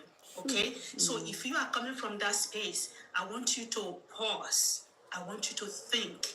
Whatever it is that you feel like you need to do for somebody else to love you, do it for yourself and love yourself from that point. Turning around, give it back to yourself and love yourself from that point. Yeah. Again, there's never going to be a time that we're going to finish talking about this journey of healing that we are here to learn and all of that. So I'm not going to take a whole lot of time. But if nothing else that I want people to on this platform today to take home is what Joyce said. If you are a parent, you do not have a child to play. Amen. Okay? And please, when you do that from the healing space. Yeah. I beg of you. God bless you. Oh, thank you so much. I really, really appreciate you, Tima. The person that you were actually speaking about is Sunshine. She's still here on the live, where you were saying that parentifying the child. I mean, because she's also one of our regulars, where she would come in and share her experience also, or her upbringing. She's really been the parenting her parents. And also because of that, that's why relationships are a problem and everything in between. But she's been sharing that, you know, she's been attending therapy and everything. And I think that's one thing that we can definitely learn. I applaud her so much, and I'm so proud of her, because again, as difficult, because she's in it right now. Like, it's not like a past thing, you know. She's still going through it. Even as difficult as it is, she's doing the best that she could. But for her, I want her to know this, like, a parentified child, you know, you're always gonna struggle with, do I let go or do I not let go, right? Here's the thing, you can respect the title. What I mean by that, title means this is my father and this is my mother, right? That is the title. You can respect that because you came from them. What you are not gonna do is you're not gonna self-betray yourself because of that. You are not going to disqualify yourself because of that. You are not going to put yourself in a situation that's going to come back and bite you just because they are your parent. Again, honor the title. You don't have to honor the behavior. Honor the title and then do something about the behavior that you are not going to end up like them. I am sending you all the strength, all the hug and kisses in the world. And I know she's going to be okay. You know why? Because she's on her way there. She's going to be okay. I promise you that. Yeah. Oh, man, thank you so much, Tima. I really, really appreciate you. Yo, you guys, who are these people who are on this live today? I don't know them. Because, wow. Yo, I appreciate every single one of you. Second last, we have Zippo. Hi, Zippo. Zippo going once. Guys, for me, to a certain degree, if you don't answer, it's like, okay, minus one person, we move on to the next. We'll wrap up. Okay. Zippo going once, going twice. We're moving to Lerato. Lireko. Hi, Lireko. Hi everyone. Hi. It's my first live, so I'm a little bit First on the nervous. live, last but not least, we appreciate you. Thank you. Welcome. I hope you've been feeling at home. Um, Okay. Zippo, you will be last then, because you answered late. Let Lereko continue, then you will speak after her, ne? okay. Sharp. All Yes. right. Kelereko, I'm 37. My sister, you see? I apologize. I'm a vendor girl. Now I'm butchering your name. And I'm a mom of two. Okay. And I've also just recently left a very toxic relationship. Okay. And I could sort of like, I could see myself in a lot of the people's stories, background about parents, about being in a toxic relationship. But not to be long, I have been married for 6 years, but my marriage was on and off 6 years. So we'd break up, go back together, break up, go back together, and even in the breakups, I think a majority of the time, I'd be the one that initiates us to get back together. And in the initiations, and I mean, because I valued my marriage, and then more than anything, I loved my husband. In the back and forth of our relationship, my husband comes from a broken home. He's originally from Zimbabwe, and he's never seen his mom since he was 16. So the mom left for the UK and never came back to Africa. And such a broken home, whatever. So in our 6 years, when we have disagreements, he would pack his bags and so forth and leave me in the house with the children. Now in my marriage, I came in with one child. And then he also came in with one, but the child was obviously for Zimbabwe, and then we got married very early on as well. Our relationship, we got married very, very quickly in our relationship. But my last exit, which is now about a month and a half ago, was when we had our conflicts, which would go back to me saying, "You haven't changed. You're still the person that only thinks about themselves." And the problem with my relationship was there wasn't any infidelity, all right? Nasa cheat or anything. He was a man or whatever, but it was his anger and the way he would treat me that would make me feel like am I in this relationship. And so recently it would become very physical. And when it became physical, I would become I get the abused by Juang, like I remember this one morning, we had this huge fight, and it was really about my son. So it's small things, like he wasn't supportive. Like if homework, and I'd say to him, "Let's assist the child. He doesn't want to." I don't know. Only this background, harsh. Even how he is very harsh with discipline. And it would worry me how he would just grab my 5-year-old and I'd be like, no, man, he's only 5 years old. He would get angry about the toys. Like if he finds toys, he's not supposed to play with toys. I didn't get the toys. Because you didn't buy them. Maybe that's why, No, he's too old to play with toys. No, man. He would get triggered by the smallest things, He would get triggered about my son being, my son had gone to take out his tooth, and the dentist had given him a glove, and he kept it in his school bag because he wanted to take it to school. And he'd get triggered. Why are you keeping this? It's so stupid. It's so stupid. Like how he would talk to my son, it really used to hurt me, you know. And at times I felt like, you know, I must be nice to him and I must be nice to my kids. So I was sort of like stuck in the middle, you know. And even my daughter would be like, but why do you allow this behavior? Like he's treating my brother really bad, you know. But I think the last straw was when we had a very big fight, and I remember, I think somebody in the comments here said, I think it was Sunshine, Ari, the little brother would come into to would be worried how Yes, whether they are fighting or they are laughing because they can't differentiate the noise. Yes. Yes, my son would be the same. My son would sort of like knock in the bedroom just to, you know, to see, mommy or sharp, like, are you guys talking, laughing, or are you guys at it again? You know, and I'm talking about a 5-year-old, you know. My daughter would just stay in her room and not say anything. And then our relationship was also had financial difficulties, you know. With financial difficulties, you know, like you know. And so he said to me this one time, put all your salary in your credit card, and then once I get paid, so that we can survive a month, when I get paid, we will pay back all your debit orders. So I did that.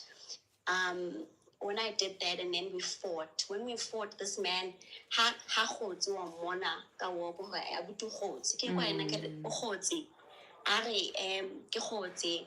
So I've paid for my son's fees, and I've paid for where we're staying, but I'm not gonna do anything else. Ke re bathong. But you know, I spent money in the hopes that you would actually reimburse me, you know. So he didn't daughter's school fees, he didn't pay for my installment. Like in the last months, I was like, you know, suffering, you know. And I think that broke me, you know, because everything I did for our family to keep it together. True. You know, like I didn't want to, because I don't even earn that much, but a little income was helping, you know. So when he did that stunt, I was really, really hurt. Then came the issue ya ngwana a ya sekolong a tlameletse a prepared speech. And we fought over the prepared speech, and it was a long thing, and we let me sleep on the couch. And then I found out I was pregnant. I approached him and I said to him, look, I don't think it's a good thing for me to keep the baby. And it's like, if you don't keep this baby, you must go back to your mother's house. I don't want anything. But look, we are not in a good financial space, you know. And I didn't feel comfortable, you know. And I actually wanted us to go for counseling, and he didn't want to go. He definitely doesn't believe in counseling. He knows everything. There isn't anything that the counselor is not, he knows, like, what is the counselor? You know, he doesn't, that's one thing he doesn't like to do. He doesn't go for that. And then we had an argument in the morning, and he kicks the TV, breaks it in front of the children. And early in the morning, the kids have to go to school. Traumatized. They are traumatized. Now must sensitize my son to say, look, Nana, when you get to school, now like this made me sad. And when I tell the story, I feel like an abused person because I never thought, you know. And I must tell my child, when you get to school, what happened here. Don't tell your teachers what happened, you know. I don't know. I did that. I was just like, don't tell anybody. No. Yeah, I'm just so sad on your behalf, you know, because once you step into that zone where your kids have to be careful who they say something to, then you must know it's really, really getting bad. Yes, it was getting bad. And my daughter, I remember this one time my daughter was texting my niece, and I saw the text, and thank God. And then my daughter's text to my niece was, "He's doing it again. He's doing it again. Tabani's doing it again." And I got that SMS just on time before she had read it, and I deleted it. You know. And only after 3 weeks of being in that space, and actually, I know the lady said when you now starting to acknowledge your situation, you know, and you're like, okay, sharp, like why are you here? Like why are you doing this to yourself?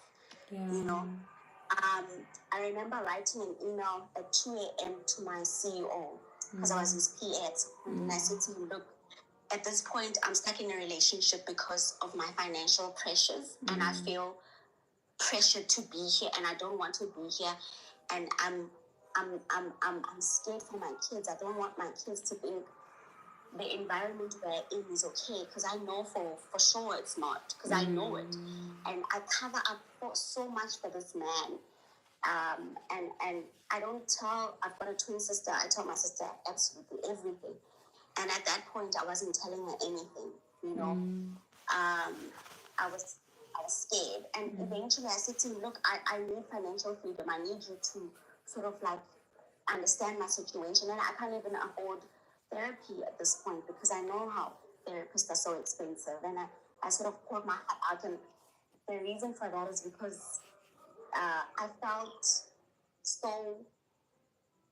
so low. I was at my lowest, and this man wasn't supporting me.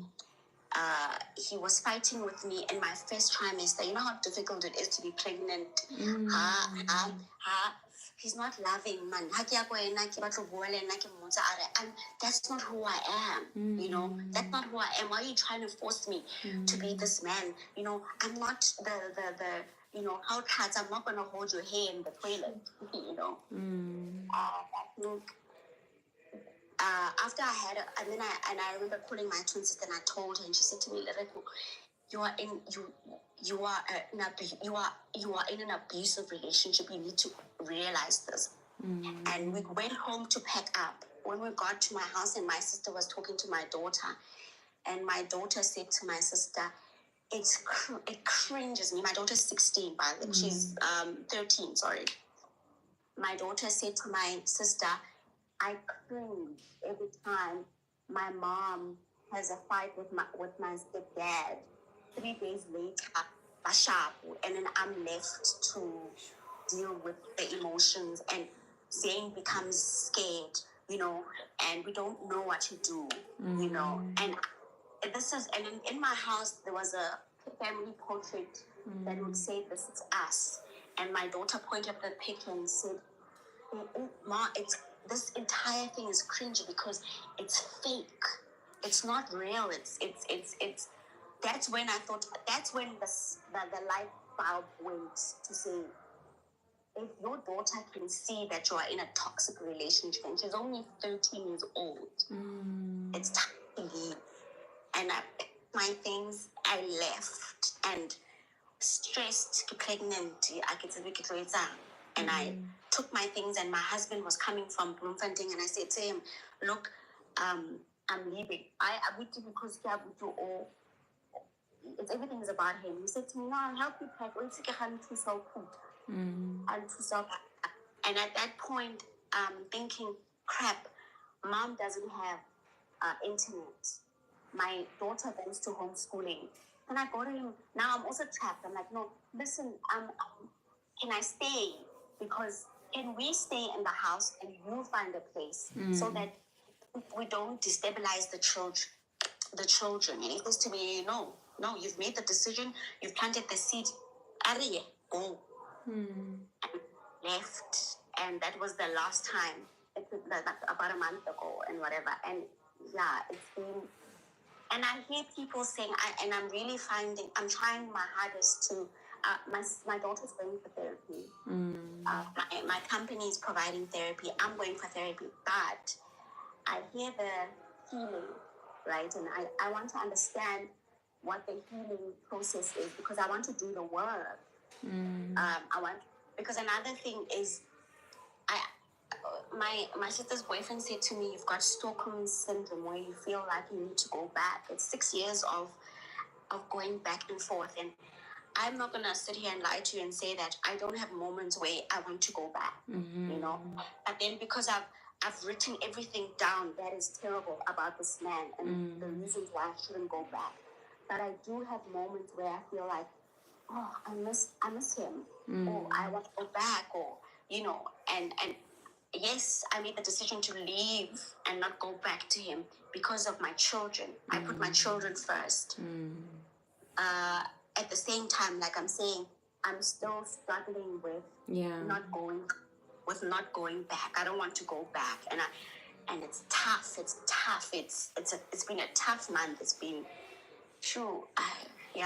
It's crazy. Have you started with the therapy? I have, but funny, my therapist last saw me on Friday. Okay.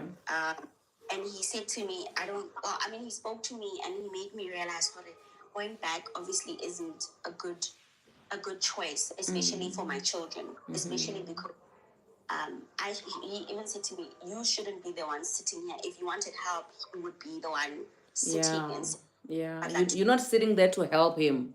You are sitting there to help yourself. Yeah. So if you like into somehow, but I understand that I need to be the one that physically does the work, the emotional work, where I almost. Okay, Lereku is paused there.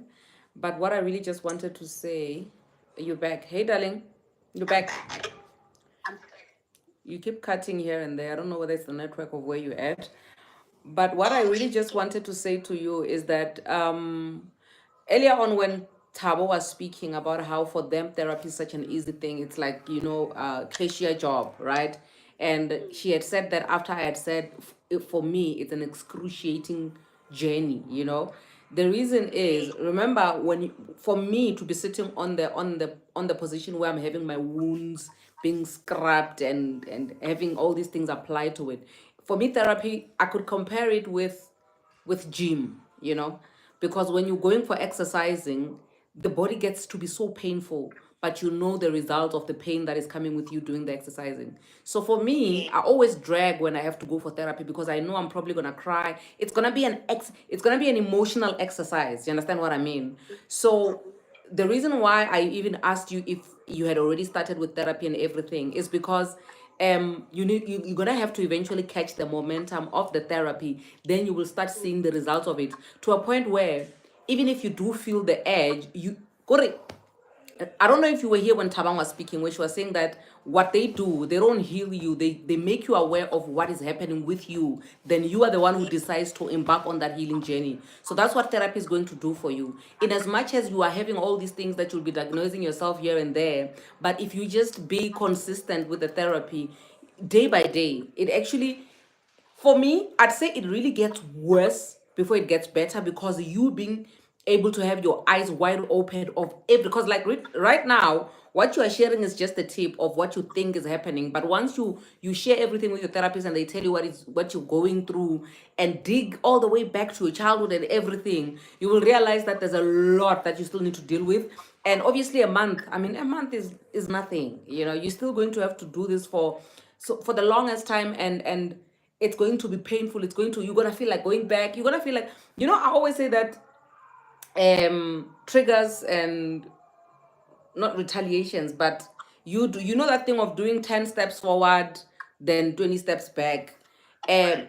Literally, that is an exercise of you going somewhere and you coming back somewhere. You're not the same as somebody who's been sitting in one position for the rest of their lives because they've never been there where you've been. Yes, you may not have been strong enough for you to keep going. You went all the way back, but you have an experience of how it's like to actually go 2 steps forward as compared to somebody who's never even moved and they're staying in one position. So what I'm trying to say to you is that you are a work in progress and you should be very patient with yourself, and you are going to be okay. And I'm glad that you are on this live the whole time, because now you understand that in as much as your child also needs to attend therapy and get healing so that they don't have to carry over the things that they experience in your home, at least you are also doing the work. So that also should encourage you to say, listen, a healed child coming home to a broken mother, it's pointless. So if the two of you are getting healing and everybody's getting healing, then it's progressive. You get what I mean?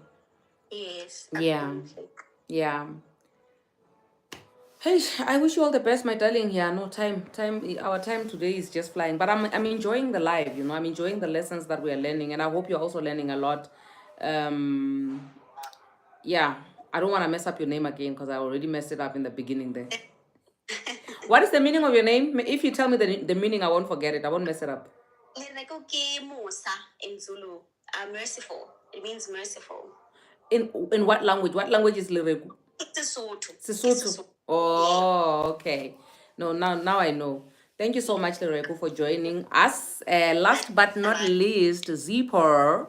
Zippo, we are going to work tomorrow, my darling. Please. Please, uvale ngomthandazo. Somar, close the meeting with prayer when you are done. Then we go home. Sis Percy, how are you? I'm good. How are you, honey? I'm blessed. Ngiyabonga for the chance. You're welcome. Even though my heart is bitter, but I hope after our conversation I'll get better.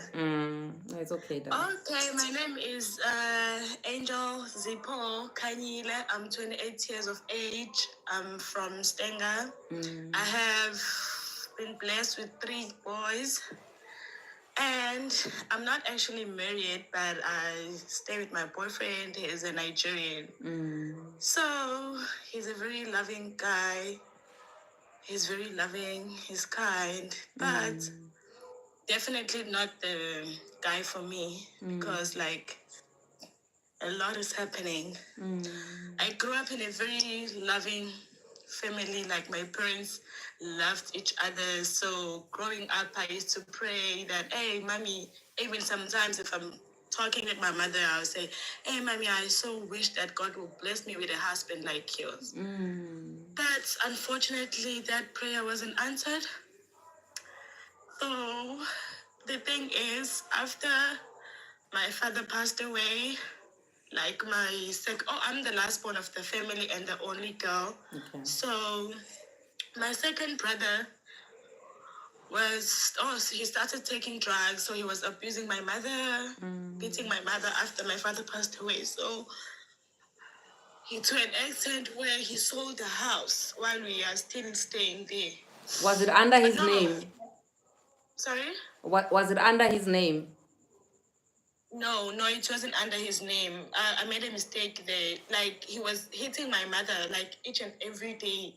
Like, calling my mother names because, like, my paternal home, they didn't like my mother. So they just conspired with him and fed him with a lot of nonsense, lot of rubbish about our mother. So he started taking it so serious. So my other brother, who was working in Joburg then, he, like, took us to, he bought a house, so he took us to go and hide in that place.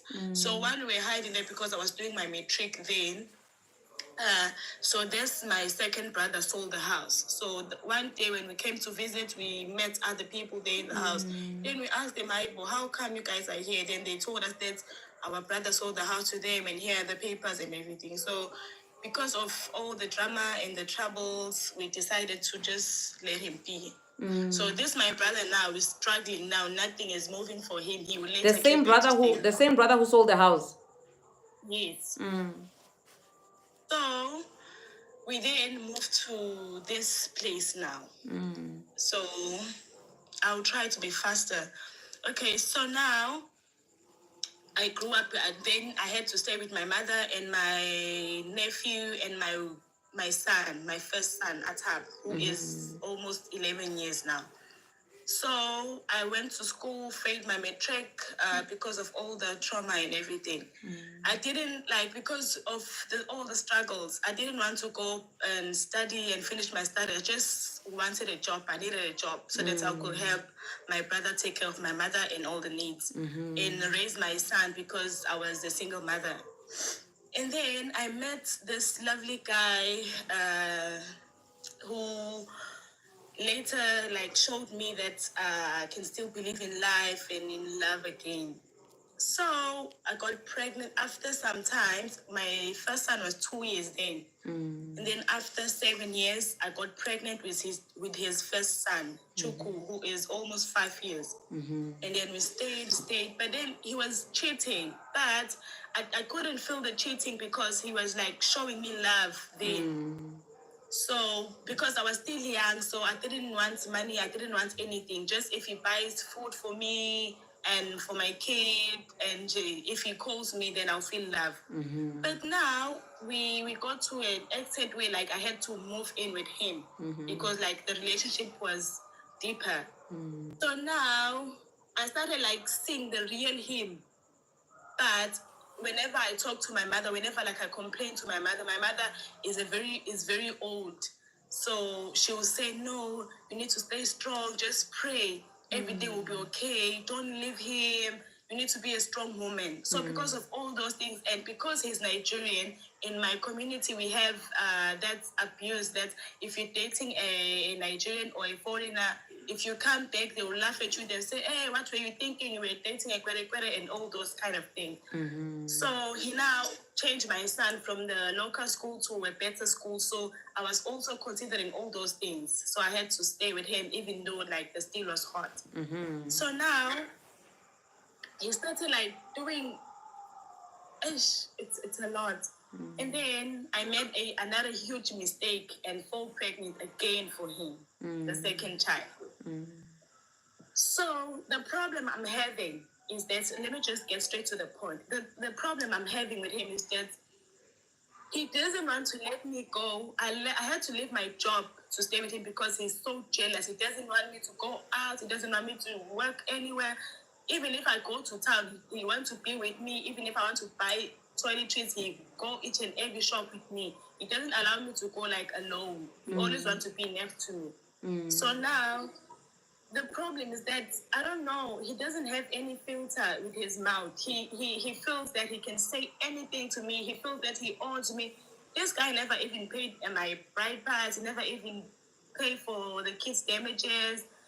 He doesn't support. He's even stopped buying food. As I'm talking to you now, my kids are sleeping on an empty stomach just because he's telling me that he's tired of buying food just because of my first son. He said he's tired. Why don't I call his father to buy food? There's a mistake I did of trusting a supplier. I got here on TikTok, and then I used his money, 5,000, because I wanted to make something useful for myself. I wanted to start something so that I won't depend on him, because whenever he pays the bill, if it's time to pay the rent, he'll be complaining, saying that I'm doing everything. I'm tired. So then I'll be reminding him that, you remember that you're the one that made me to stop working. You told me that you don't like me working. Just because I love you, I had to quit all those things. So, and the problem is that I wish to go back home, but where my mother is staying, it's not, she herself is not happy. So right now, so I took his money and invested in this supplier, but it was a scam. So I lost the money, the 5,000.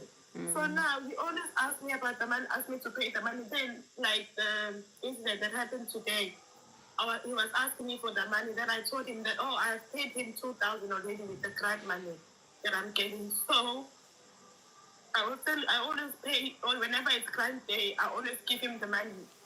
So he was asking me, Angel, when are you paying me when are you giving me the next payment, because I need the money?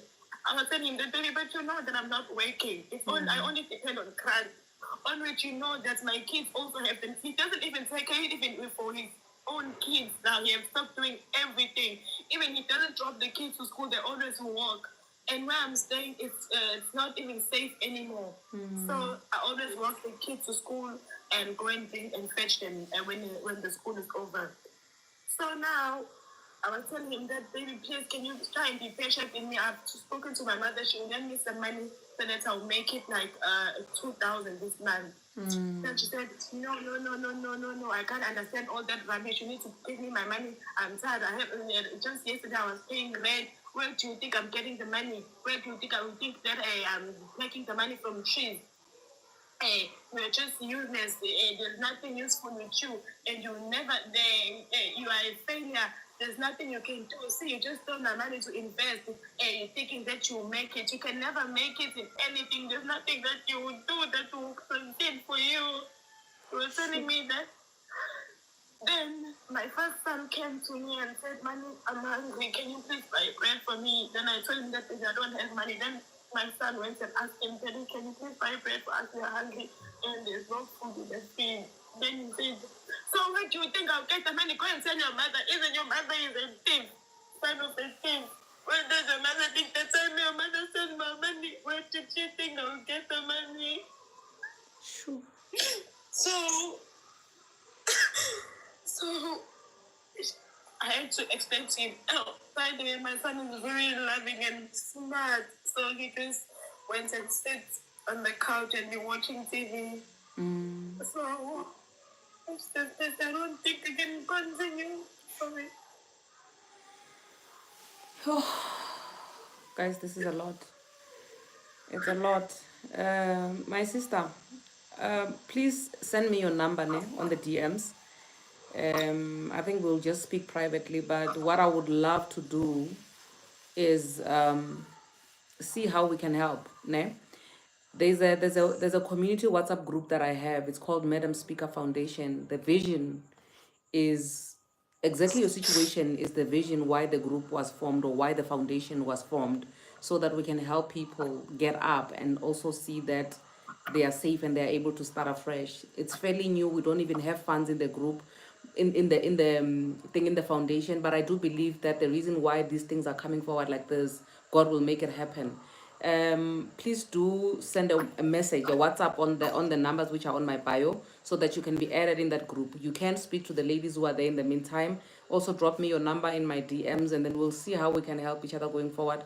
For those who are actually here and are watching the live, if there's something that if you know you can help in any way, shape or form, please also use the number which is on my bio to be in touch with my PR, so that we can see how we can help our sister, because I feel like there's a lot, and also because the time is not allowing us to just go in detail and everything.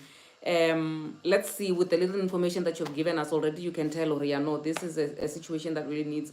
The one thing that actually broke my heart more than anything, the abuse, the verbal abuse and everything that's happening, I see that. But the fact that the kids have slept without eating anything, that is heartbreaking for me. I'm a believer in us helping each other, not to feed you every single day while you are sitting down, but see to it that we get you the help that will get you to get up and get out of your situation and also start working. If it means that you need to find a way for you to eventually leave that relationship, because obviously it's not serving you anything. Because if you're in a relationship where somebody says stop working, where somebody says they're gonna be taking you everywhere, that's already, there's a lot of red flags. Like literally, it's an entire billboard that is red. Where somebody does not want you to work, they're always guarding you, but at the same time they don't want you to work, but they don't want to provide for you. They're calling you names. The abuse is moving from you to your children. And also remember, once you take abuse from somebody, there's no way, one way or the other, your kids are also going to be able to be abused the same way. So you need to protect yourself and also protect your children as well, and the sad part is that even my son always say that, "Mommy, don't worry. Sometimes if he starts talking all these things he used to say, my mom will just pull me and tell me to keep quiet, not to respond to him." Then when he goes out, my son will say, "Mommy, don't worry. You see that I got an A in my subject. Don't worry. It shows that God is with us. I'll make it. I'll pass, and I'll buy you a home. I'll take care of you. I'll make you happy. Don't worry." All this thing now, if you just pray. Even my son have started to pray. He's a prayer warrior more than me. I'm not a prayer warrior, but my son does it. He always pray that, "God, can you please help my mother to get a job? Because I know that if she get a job, we'll get her from this house and stay comfortable." So this is just too much, guys. It's just too much. Sometimes there was a day he asked me that, "Mommy, if you get some small money, can you please buy chips or lollipops for me so that I'll start selling in school, so that you have money to buy food and all the things that we need in the house." So the only thing that I just need is a job. That's the only thing that I need, so that I can take care of my kids and my mom. That's all. Because I can't go back home, even where my mother is staying. She's not even happy there. She also needs to go out from that house. So sure, my sister. The only thing that I can ask from you for now is just to hang in there, okay? Hang in there and do as I said you should. And let's see, maybe tomorrow I will come back here, guys, and we see how we can maybe organize another live and see how we can come together. But if it's possible, if whoever that is watching, whoever that is having this feeling in their heart, whoever that this story is touching, please do hit us up and see how we can come together and help our sister. And I do believe, Hore, from a platform like this, definitely we can get the help that we need. Thank you. You're most welcome, sis. Yo, guys, yeah, no. Sorry for wasting your time. No, it's okay, my darling. It's okay. It's okay. Don't worry. Guys, we're gonna have to. Sorry. Okay. I think we're gonna have to leave it here for now. Please, I would like to just re-emphasize on the fact that if you know that you can help our sister, whether it's through our foundation or you wanna help her directly, please do hit me up. Check the number which is on my bio, and see. Let's see how we can come together and project Sipo and see how we can help her, because yeah, no child deserves to go to sleep on an empty stomach. Yes, we are not going to dwell too much on the mistakes that have been made. All we can do from here going forward is to learn from our mistakes. And also I do believe Uzipo is also going to learn from her own mistakes and do better for her kids. And I thank God, because the son seems to be one boy who is such a blessing. I do believe that the son is the one that is actually keeping her going as well. And yeah, let's leave it here for now, guys. Please do reach out and I'll be in touch. Zippo, don't forget to just send me your numbers on the DMs, ne? And then we'll take it from there. Anyway, for those who are only joining in the live now, those who are saying they're new and everything in between, please do go to YouTube and watch the whole live there all over again, because the whole live is being recorded there as well. For those who have been watching on YouTube side, please do give this video a thumbs up and also subscribe.